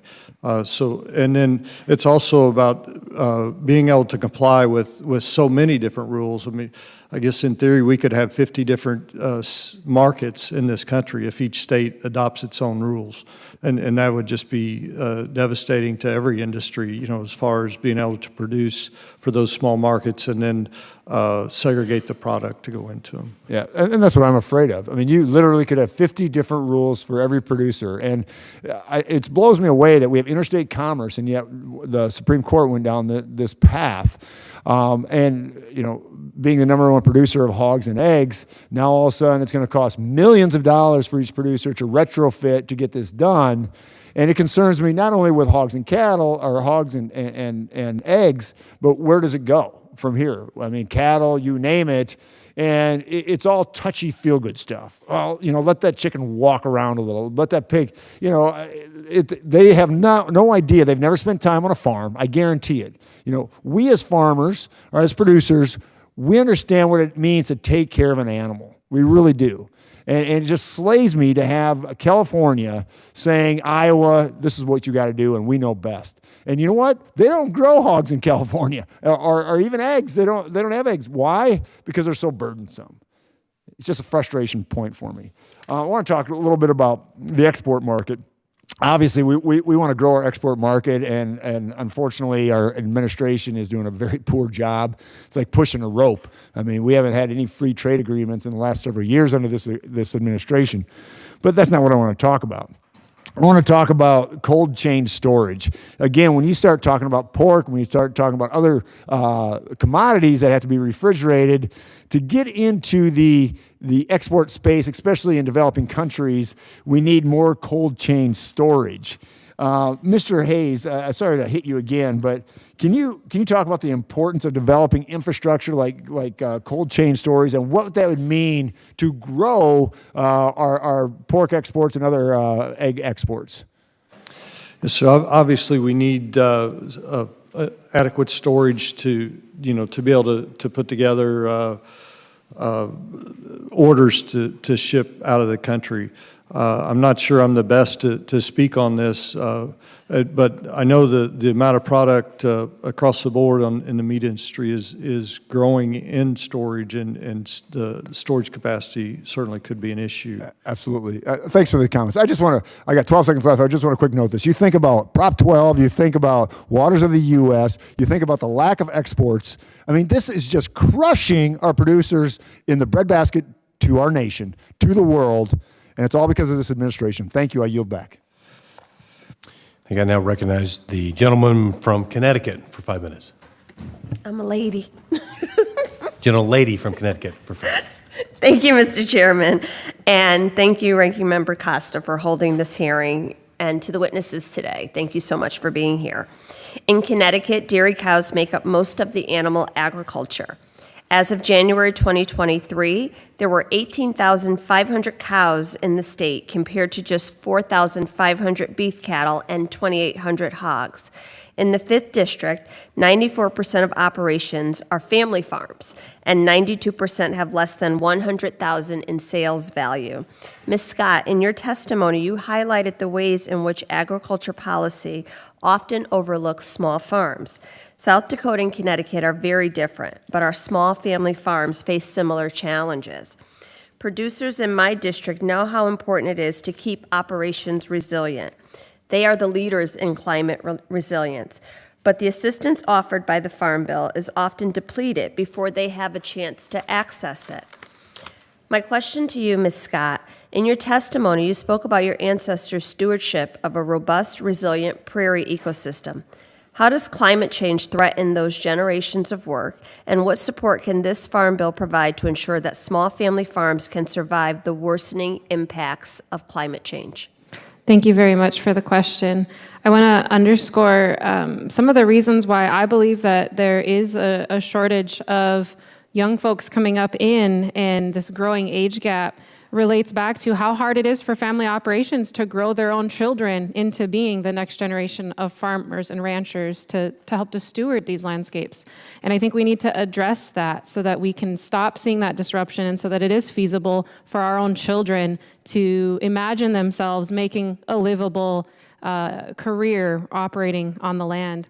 As it relates to adapting with the climate, and I think that our livestock growers, especially those that are practicing regenerative grazing efforts, who are adapting with what is presented to them as natural disasters or weather events surface, really do a tremendous job of practicing that resilience and that tenacity, accommodating the woes that come their way. But if we could offer risk mitigation support to those individuals, such as accessing opportunity for price loss coverage or farm storage capacity or infrastructure support that would accommodate their ability to withstand the climate shifts, they can then have less disruption in their day-to-day management and stewardship that helps with stewarding these ecosystems to be more resilient to change and to offering the niche ecosystem offerings that our lands are intended to offer. Thank you. Two things you reminded me of, because I have seen many of our generational farming families where the children now are choosing different careers and leaving the family farm. So I'm a strong advocate for VOAG training programs so that young people can see the many opportunities that are available in this industry and really recognize how it applies to the talents and the gifts that they already have. And the second thing, many of my small farmers in Connecticut I have seen make voluntary shifts where they are on their own deciding that it is good for their economic, forward prospects if they make these, address these climate issues. The thing that they are telling me that the upfront cost are astronomical. So they are really looking for ways to mitigate some of those things. But the decision to make those shifts has been made voluntarily by most of these small farmers because they recognize that it just makes good business sense. You also spoke about building a diverse and robust food system. The pandemic revealed how fragile our food systems and food supply chains are. The consolidation of production and processing presents serious risks. I'm particularly interested in your work serving a food desert in your community.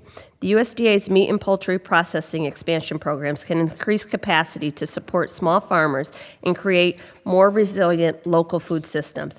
How can limited processing capacity threaten food security, and what are your recommendations for this farm bill to strengthen local processing? Yeah, well, cold storage facility has been mentioned several times. My small family business had to save up for several years before we could afford a storage facility that would enhance our ability to serve more of our local consumers. And in filling that storage facility, we are waiting months in advance with booking out our processing. And if we have a normal South Dakota weather event in the winter, we've missed that gap and our inventory supply is disrupted because there's not an adequate access for meat inspection at that facility. And so we're just out for that month's production. So I think that being able to enhance and expand upon these areas is critical. I'm sorry, my time has expired. Thank you. And anyone on the panel who has any thoughts on how we can improve our SNAP, feeding people, anything we can do for food security, I welcome your thoughts. Please reach out to my office. I'm sorry, I yield back. Thank you. And I recognize the gentleman from Texas for 5 minutes. Thank you, Mr. Chairman. Mr. Wilkinson, I know that some of this was covered in your opening statements. I appreciate that, but I just want to make a statement here. America's animal agriculture industry has been extremely fortunate that the U.S. has kept out many foreign animal diseases that have devastated producers throughout the world. If and when a foreign animal disease outbreak occurs in the U.S., the effects are devastating. African swine fever, which has been detected in the Dominican Republic and Haiti, is projected to cost the U.S. swine industry $50 billion. A foot and mouth disease outbreak is projected to lead to a $57 million a day losses. I repeat, $57 million a day in losses. We have already seen the devastating consequences of the high-path avian influenza, where the USDA has spent over $800 million in indemnity payments. Mr. Hayes, could you please expand on the importance of the National Animal Vaccine and Veterinarian Countermeasures Bank, the National Animal Disease Preparedness and Response Program, and the National Animal Health Lab Network, and how additional funding in the upcoming Farm Bill will help protect producers from the effects of a foreign animal disease outbreak? Yes, sir. Thank you for the question. We refer to that as our three-legged stool for foreign animal disease. The vaccine bank is important, not only the pig industry, but all or several of the industries because of the foot and mouth vaccine. When it comes to African swine fever, there is no vaccine that's viable. So preparedness and then having the ability to prevent it first, and then prepared to deal with it if it does get here is really our only resources. So it's critical that we have the funding for these programs. It's critical for the Beagle Brigade, for the vaccine bank, for all of these programs, so that we're prepared and we can prevent it. Thank you, sir. Mr. Wilkinson or Mr. Zimmerman, do you have any additional insight into the significance of these programs and the need for additional funding? Yeah, I don't know if everybody's aware of what happens if we get a foot and mouth outbreak in the United States. First thing that's going to happen is there's no movement of cattle for 72 hours. Everything goes to all stop. You think we have a issue with a plant fire at Holcomb, magnify it hundreds of times over by what happens if we get a foot and mouth vaccine. The other thing, or outbreak, the other thing that's going to happen is all of our trade partners are going to immediately shut us off. So we're going to lose China, we're going to lose Korea, we're going to lose Japan. Just ding, ding, ding. You know, BSE is going to be a cakewalk compared to what's going to happen with a foot and mouth outbreak. It's going to spread north to south and east to west in a matter of days. We have to be prepared. Yes, sir. Thank you, Mr. Zimmerman. We've been through this. The last thing I want to have happen is to my colleagues over here have to go through what we've been through. You know how devastating this outbreak's been for the poultry industry. If we were to get foot and mouth or African swine flu at the same time as a high path outbreak, I don't know what would happen. I mentioned in my testimony, APHIS is 150 full-time equivalents short. We need to be prepared for these outbreaks now before they happen. And it's a combination of the three-legged stool, being prepared and then working on containment, and then also, what the future is, whether that be vaccination or whatever. So the importance of this three-legged or three-tiered program is essential, as we've seen in our industry, to protect my colleagues to both sides of me in the future if we have any more outbreaks. Thank you, sir. I appreciate it. And a lot of both of what you've all said here, and what we know to be true, and we have heard here today, in other statements about about the animal disease prevention program and management. I encourage all of my colleagues to support my Foreign Animal Disease Prevention, Surveillance, and Rapid Response Act, which we will work to include in this year's Farm Bill. So thank you. Real quickly, I have one real quick question. One of the themes that we have heard today is that even when market conditions are favorable, the cumulative weight of misguided federal regulation is one of the quickest ways to put cattle producers out of business. One of the heaviest bricks in that pile is the Endangered Species Act. I hope to support Chairman Mann's Congressional Review Act to oppose the overreaching, burdensome listing of the lesser prairie chicken that will disrupt cattle production and devastate producers in my district. Mr. Wilkinson, can you please give us some more information on the impact that the Endangered Species Act this listing will have on cattle producers? Yeah, and I appreciate the comment, and I'll be quick. When we go to the Endangered Species Act, and particularly with the prairie chicken issue, 90% of that is on private land.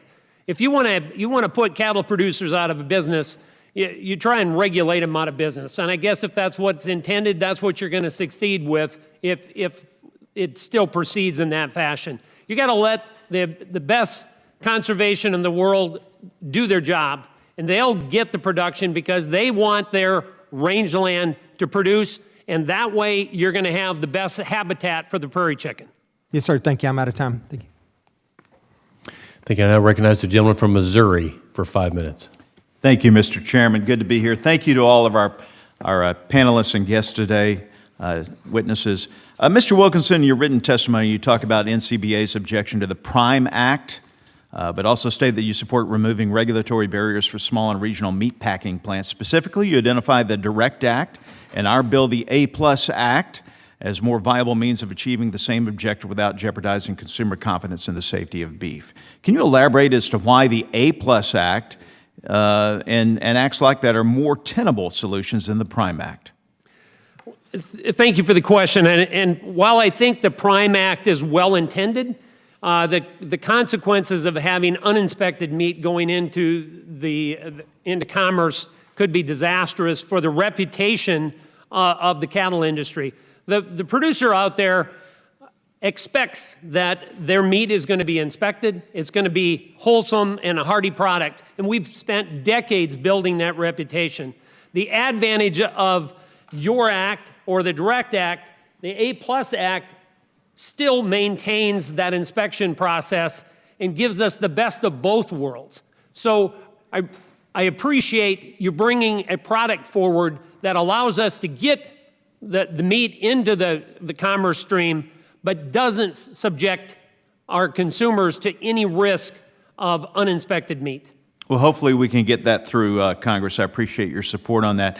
I know you talked about foot and mouth disease, and you were very impassioned about that. I want to delve in a little bit deeper now on the trade implications of that, should there be an outbreak. How programs like the vaccine bank, how would it impact our restoration time for foreign markets? How devastating could this be in foreign trade? Well, just look at BSE. There's a classic example. How long did it take us to get back into those Asian markets? It took years. We can't wait years. We just came through some pretty difficult times in the beef industry for the cow-calf sector, and if we lose those markets, we don't have the ability to sit on the sidelines and just deal with all of that meat coming just in the United States. Contrary to some people out there, we need exports, and our exports are phenomenal right now.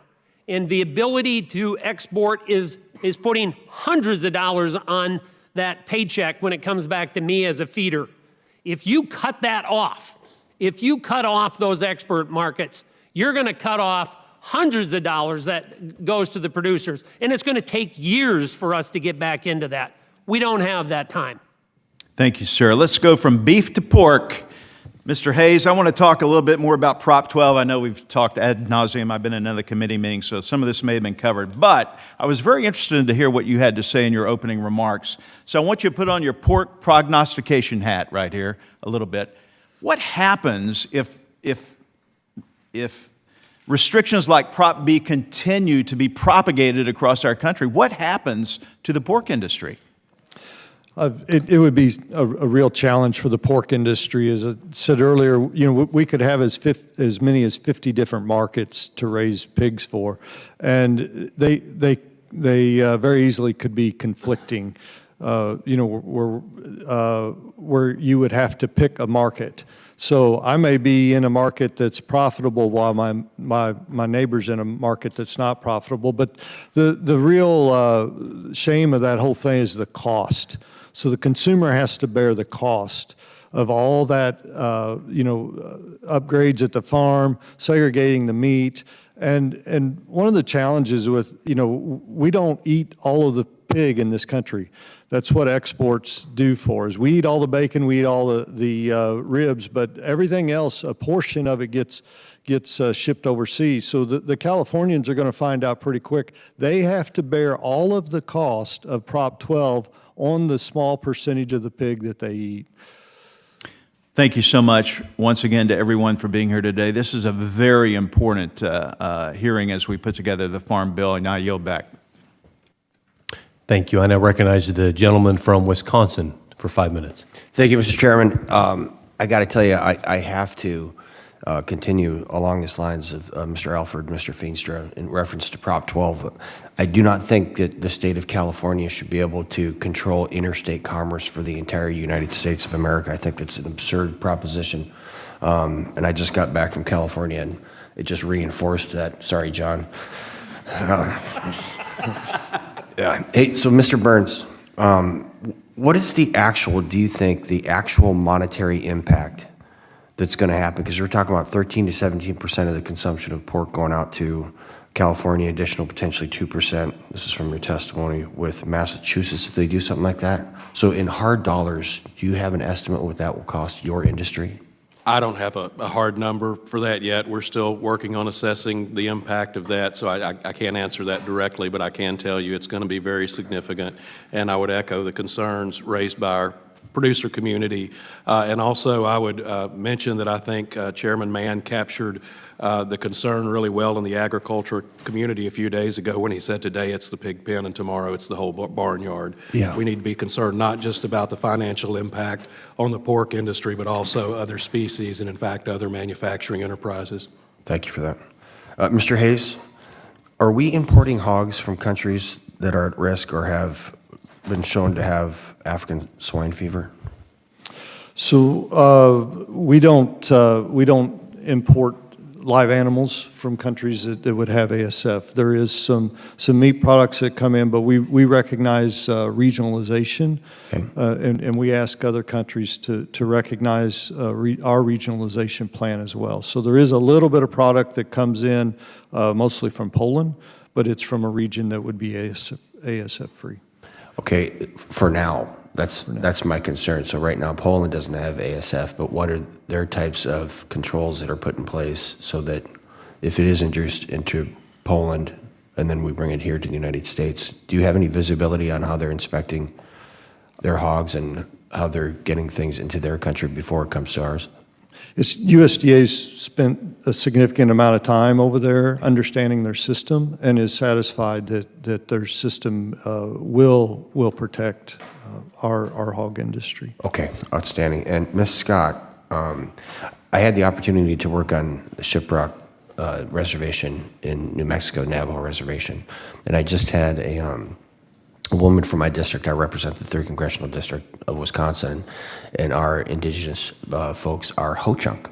And your testimony is fascinating because we're trying to figure this out right now.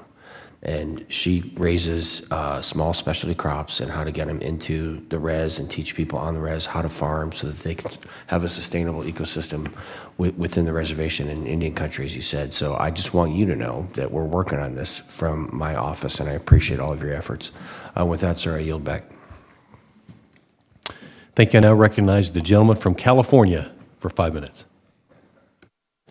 Thank you, Mr. Chairman.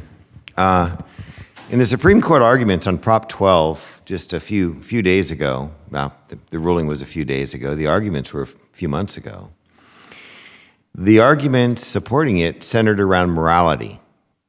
It's immoral to keep a pig in too tight a pig pen. It's immoral, not an animal welfare issue, not a human health issue. Those were all presented in Prop 12 during the balloting, but they weren't argued in the Supreme Court. It was a moral issue.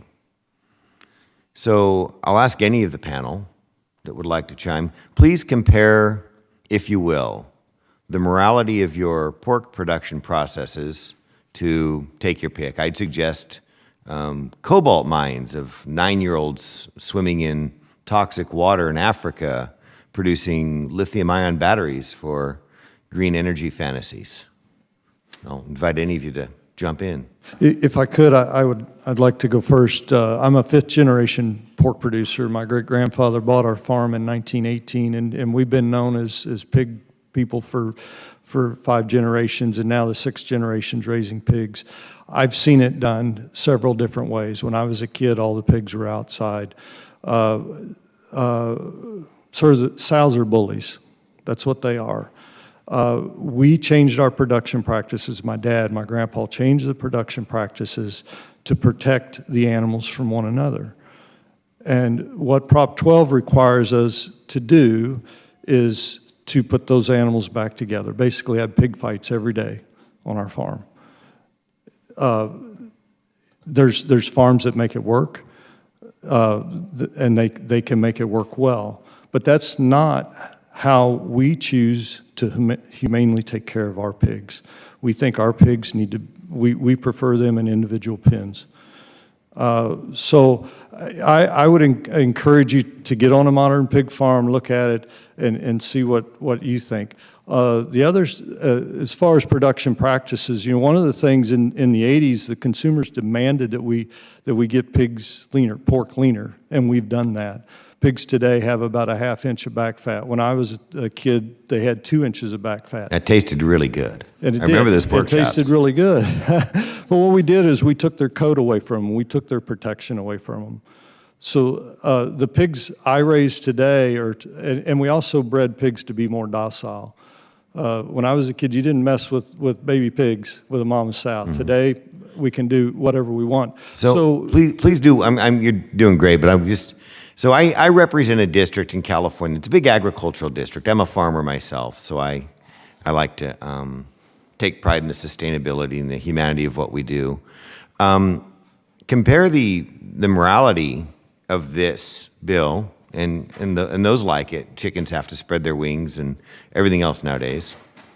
To the working families in my district. I've got I think the 17th highest poverty rate in my district. Working families are facing food inflation.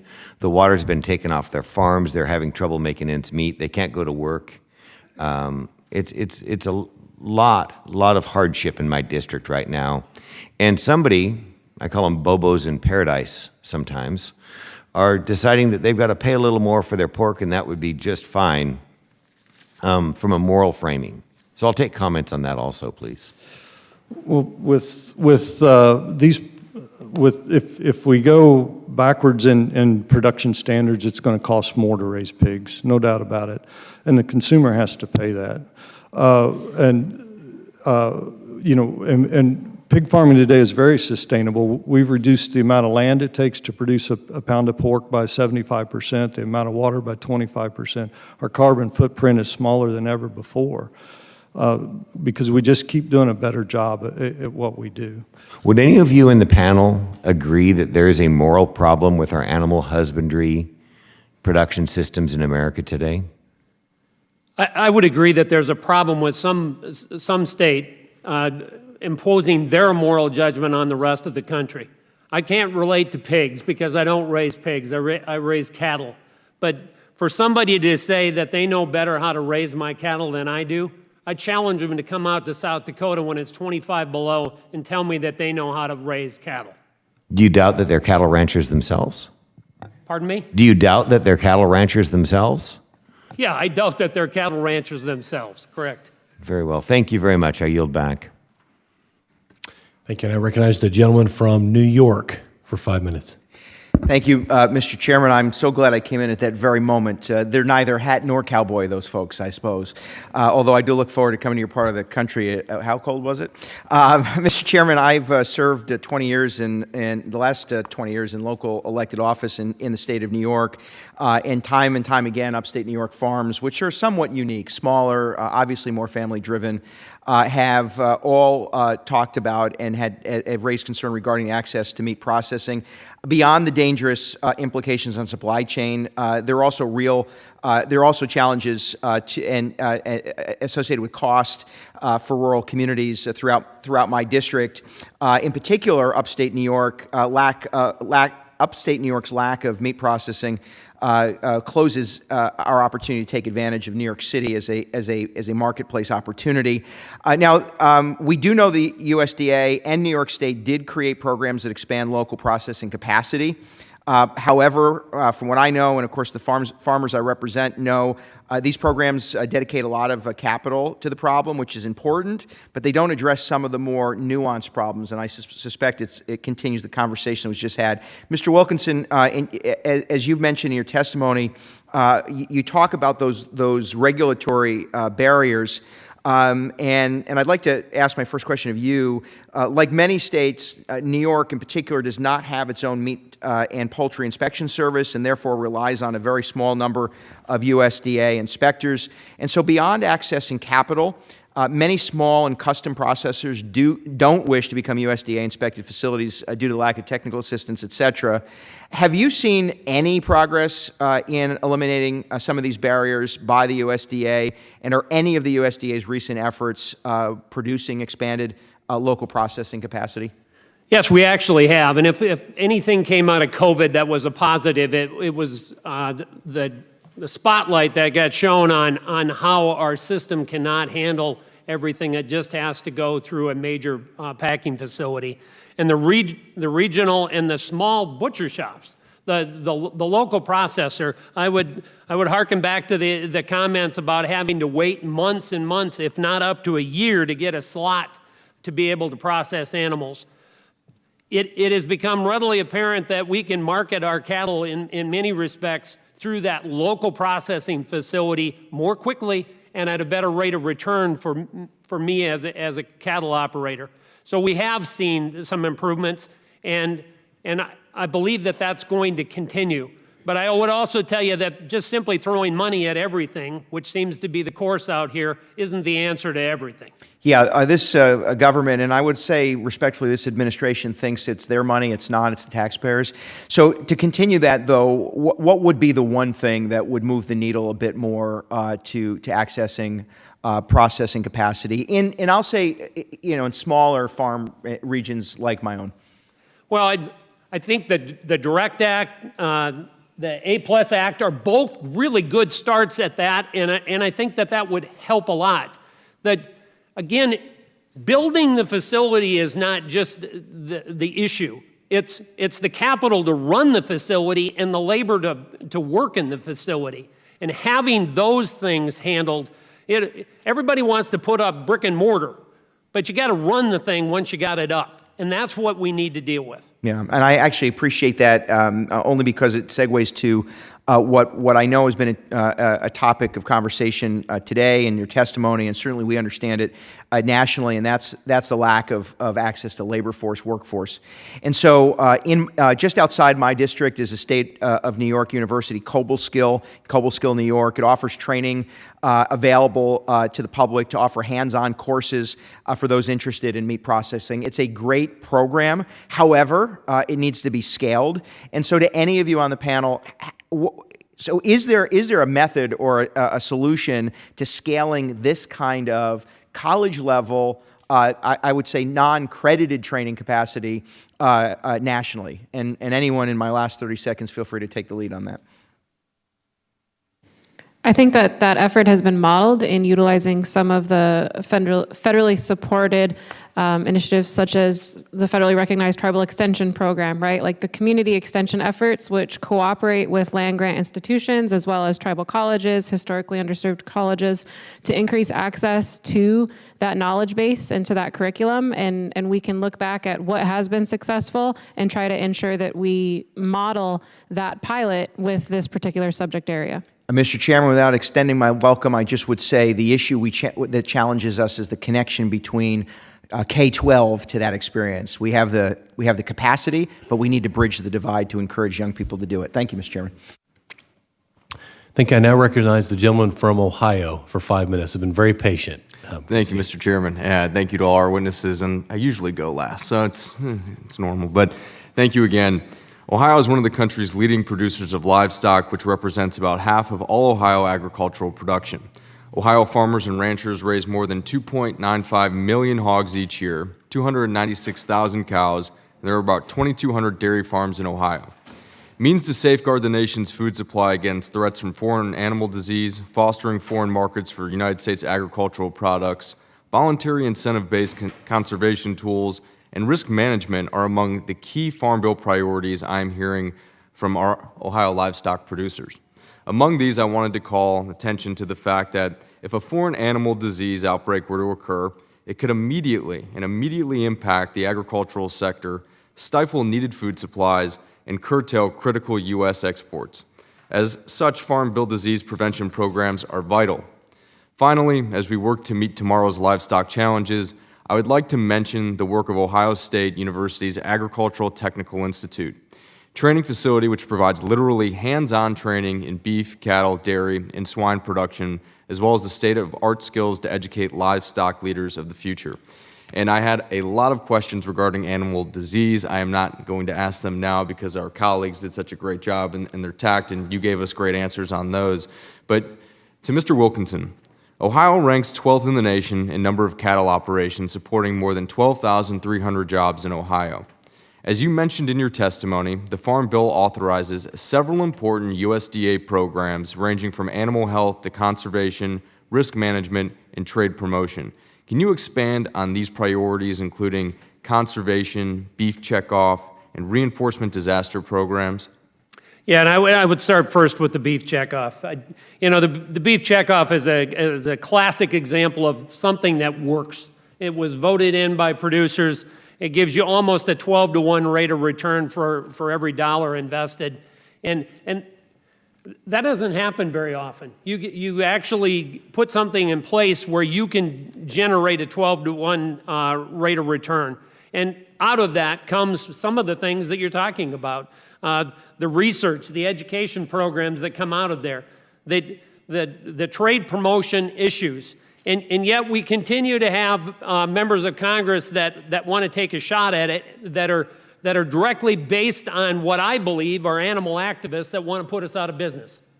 And to put in something that would defund a program that has been so successful is just ridiculous to me. And I don't understand how animal rights activists can get a member of Congress to substantiate that argument and to put it forward, because all it does is prove that there's an ignorant population out there that doesn't know what they're talking about when they're trying to defund the checkoff. Yeah, well, and regarding the other ones, but what some of our colleagues do is they tie emotion into messaging, and that is how they fall into that, because when you get into being emotional, you lose logic and reason, and you're more reactionary, and it's hard to disassociate a business decision as to how you feel personally. And that's a lot of what I see here when you talk about activism, right? And we see a lot of that with our colleagues here, and it's cutting through that, and it's really representing the American people at its core. And that's why I'm glad and proud to be here today, and every time we have one of these hearings, and even for the full committee, so the American people can see what it is that our farmers are going through and the struggle throughout our country and the regulatory policies that have been put in place by this administration and how they are inhibiting growth through farming. Food is national security. People say that all the time. I feel as if when they say that, it's cute fodder. They truly don't understand where we are within this country and the regulatory policies that have been implemented on you all. And you are the ones dealing with it every single day. So I thank you for your time. I truly appreciate all of you being here. Mr. Chairman, I yield back. Thank you. Thank you. Today's hearing has been a perfect example of why the livestock sector is so important. As I mentioned earlier, agriculture is all in this together. Our commodity producers greatly benefit from a strong livestock sector as livestock consumes grain. The livestock industry benefits from the biofuels industry as that industry relies on them as an important feed source. Agriculture is incredibly interconnected. To our witnesses, thank you for being here today. Those of us in Congress have heard you loud and clear.